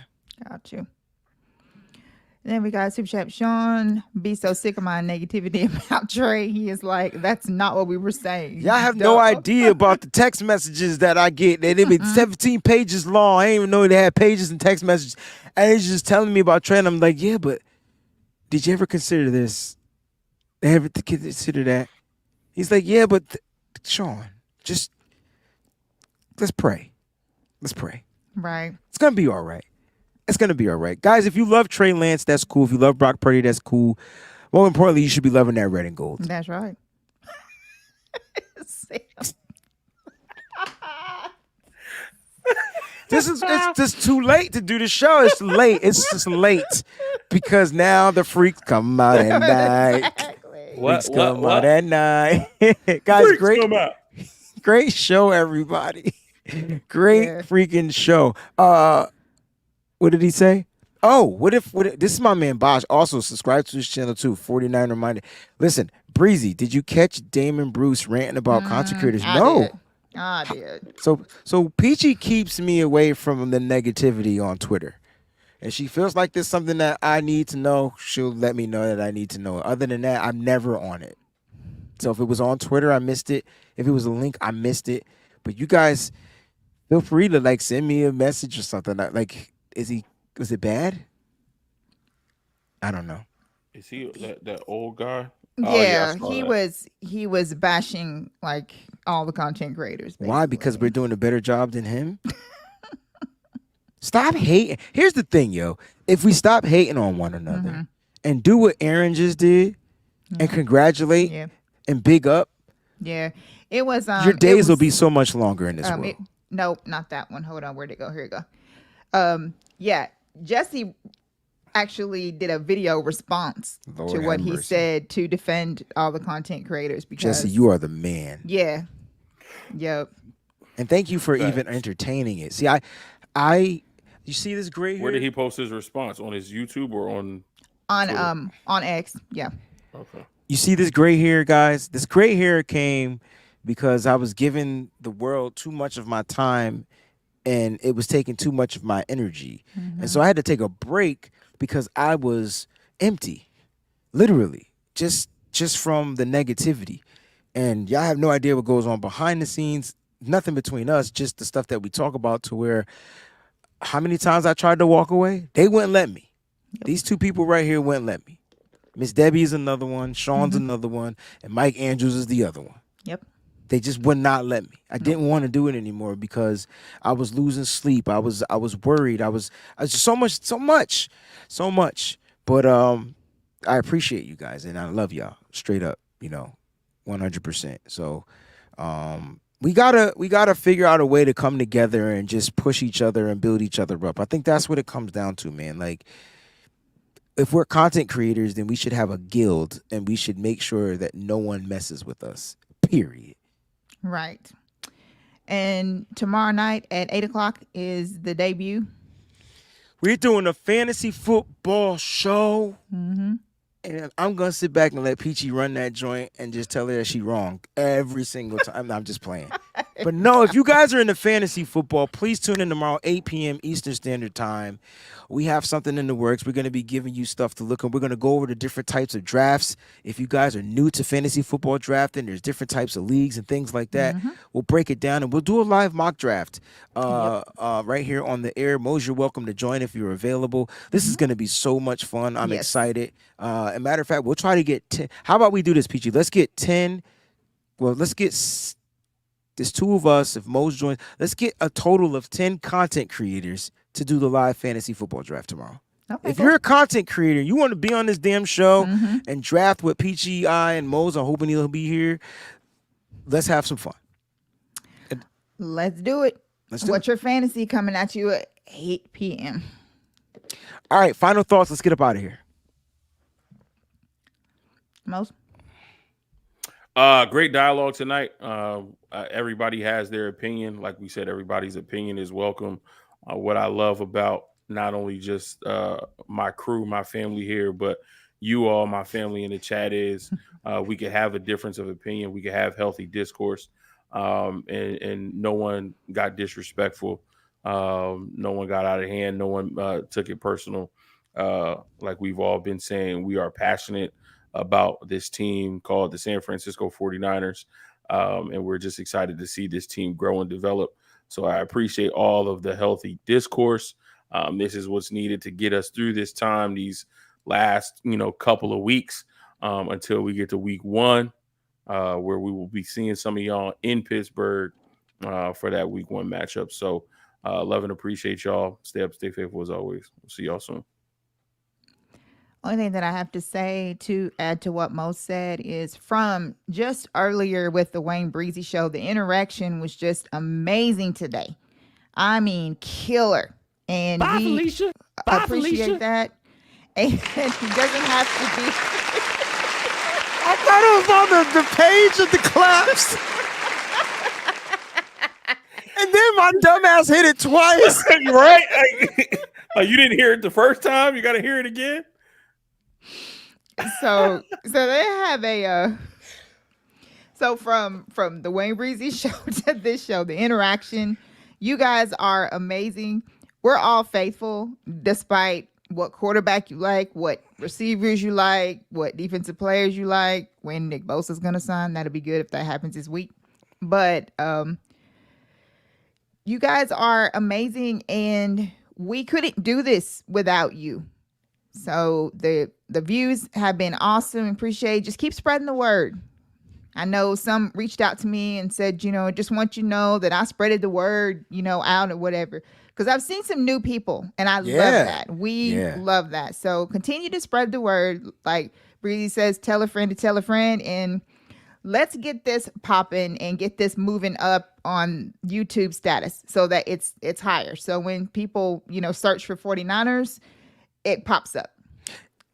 You can do that just by liking it, hitting the thumbs up. That right there helps. Hit the thumbs up. And if you're not subscribed yet or whatever, what are you waiting for? Just subscribe and then hit the notification twice so that you can get all and you'll know when it comes on. We have people that are like, oh, I didn't even know your show was on. Well, you got to make sure that you hit the all button on the subscribe because YouTube went through some household changes. So you got to do that. But looking forward to the fantasy show tomorrow night. It's going to be a lot of fun. It's going to be a very laid back show. Just chilling and cooling and relaxing and talking about some fantasy football. This is going to be a huge year, guys. And we are trying to get that Lombardi so that we can rock downtown for the parade. So That's the goal. that's what we doing. GoFundMe gonna be starting soon. Soon as we hit that 17-0, I'm shooting that GoFundMe account out there so we can get the Nitty Gritty crew out to the parade because we getting on the damn float. All right. So my final thoughts is you are great. You will always be great. And don't let anybody feel like you're never gonna be great. Don't let anybody tell you anything different. And I'm talking to everybody out there that's watching. And for my man Trey Lance, you just got to keep pushing, man. It's called adversity, man. And sometimes you get hit with it. I've gotten hit with it. I'm sure everybody in this chat has been hit with adversity. And it's about how you overcome the adversity. Stay strong. I feel like he has a great, strong mind and a great foundation. And for everybody that's a 49er fan, listen, we could be the foundation. If you feel like you need to come out here and vent, this is what this platform is all about. That's Trust right. me, this is more therapeutic than it is analytical. I can tell you that. We break down analytics, but we rather much take care of your mental Yes. than we care about some damn analytics, all right? So it's a great show, great stream. You guys are the best. Shout out to Fair in his absence. Shout out to Miss Debbie behind the scenes. And Miss Debbie, you look amazing. Oh my Yes. God. I got it. I Sensational. yeah. Woo! On the market, just curious. I'm just curious because I gotta screen them up. Because if you on the market, that's why I want to know. Because you got me, Mose, and Fair. Because can't nobody just be popping up. I'm just saying. I miss Debbie. Who you talking to, cuz? Yo, straight up, I ain't getting in the gym getting swole for nothing. Yo, Right? I'm telling you, I'll be a bouncer. Add it to my description. I'm actually the biggest bulldog, and you can ask Deb because she'll tell you. Whenever somebody comes at her on Twitter, like I light their ass up. Like as soon as they even breathe something out to her. You do your thing. Listen, to all the content creators out there, man, thank you for what you do. We appreciate it. And for those that just like to watch the stream, shout out to what was his name? Now I get it. I'm so stupid. Bear Truth 9. He's a Bears fan. It just dawned on me because he just said it. But I didn't think to put the connection. I was just thinking Bear the Truth or whatever. But that's dope. If you have a podcast, let me know. We'll subscribe to it. I'll subscribe to it. You know what I'm saying? Unfortunately, we don't play each other. But if we see you in the playoffs, that'll be a dope time. We can get together and do a cross-stream show, right? That doesn't sound right, does it? Sim? Yeah, Sim said that didn't sound right. All right, I can't say that anymore. Guys, we love y'all. Stay up, stay faithful, right? I hope we didn't miss. Oh, no, we got contributions. Peachy wants somebody out there to stop hating, please. Don't know who she's talking to. She might be talking to everybody. Yes. And permaculture now is Yi? E? It's too many I's, so it's got to be the E No, sound. that's how they say it in Cal. Yee! Yeah. Yi! I'm learning. Did I do it right? Yay! Yeah. But it's not. He said that this a little bit. He said, "Definitely a fan of this podcast now." Nice. Appreciate you, Thank man. you. Appreciate you, bro. Appreciate you. Damn, Justin Fields, man, MVP candidate. That's what I heard earlier. That's what You I heard literally earlier. got my quarterback. So Most. OH. Sean wants you to know it ain't just us. Nah, man, I get that all the time. I get that all the time. Stay up, y'all. Go ahead, Most. The first time I went out to Cali in 2019, when I went to the team hotel, they almost mistaked me for DJ. Like I had to tell them that I wasn't him. Oh, you just had to be honest. I had to. You didn't have to. You chose to. You made a choice. You know, I mean, So many people in Philly seriously thought that most when we went to Philly, I swear to God, they thought that he was. So many people. Most kept so many people from getting their ass whipped when we went to he Philly did. too. You sure did. Because that I don't know if I want to go back to Philly, Mose. I think I need a mental break. Bro, I live it. I gotta go to that place at least 3 times a week. I live it. So I know they're gonna be terrible. I already know they're gonna be terrible. Stay up, stay faithful. Most important, guys, be 100% true to who you are, whatever that is. As long as you keep it respectful. We call it nitty gritty, y'all. Stay up, man. We'll see y'all next week.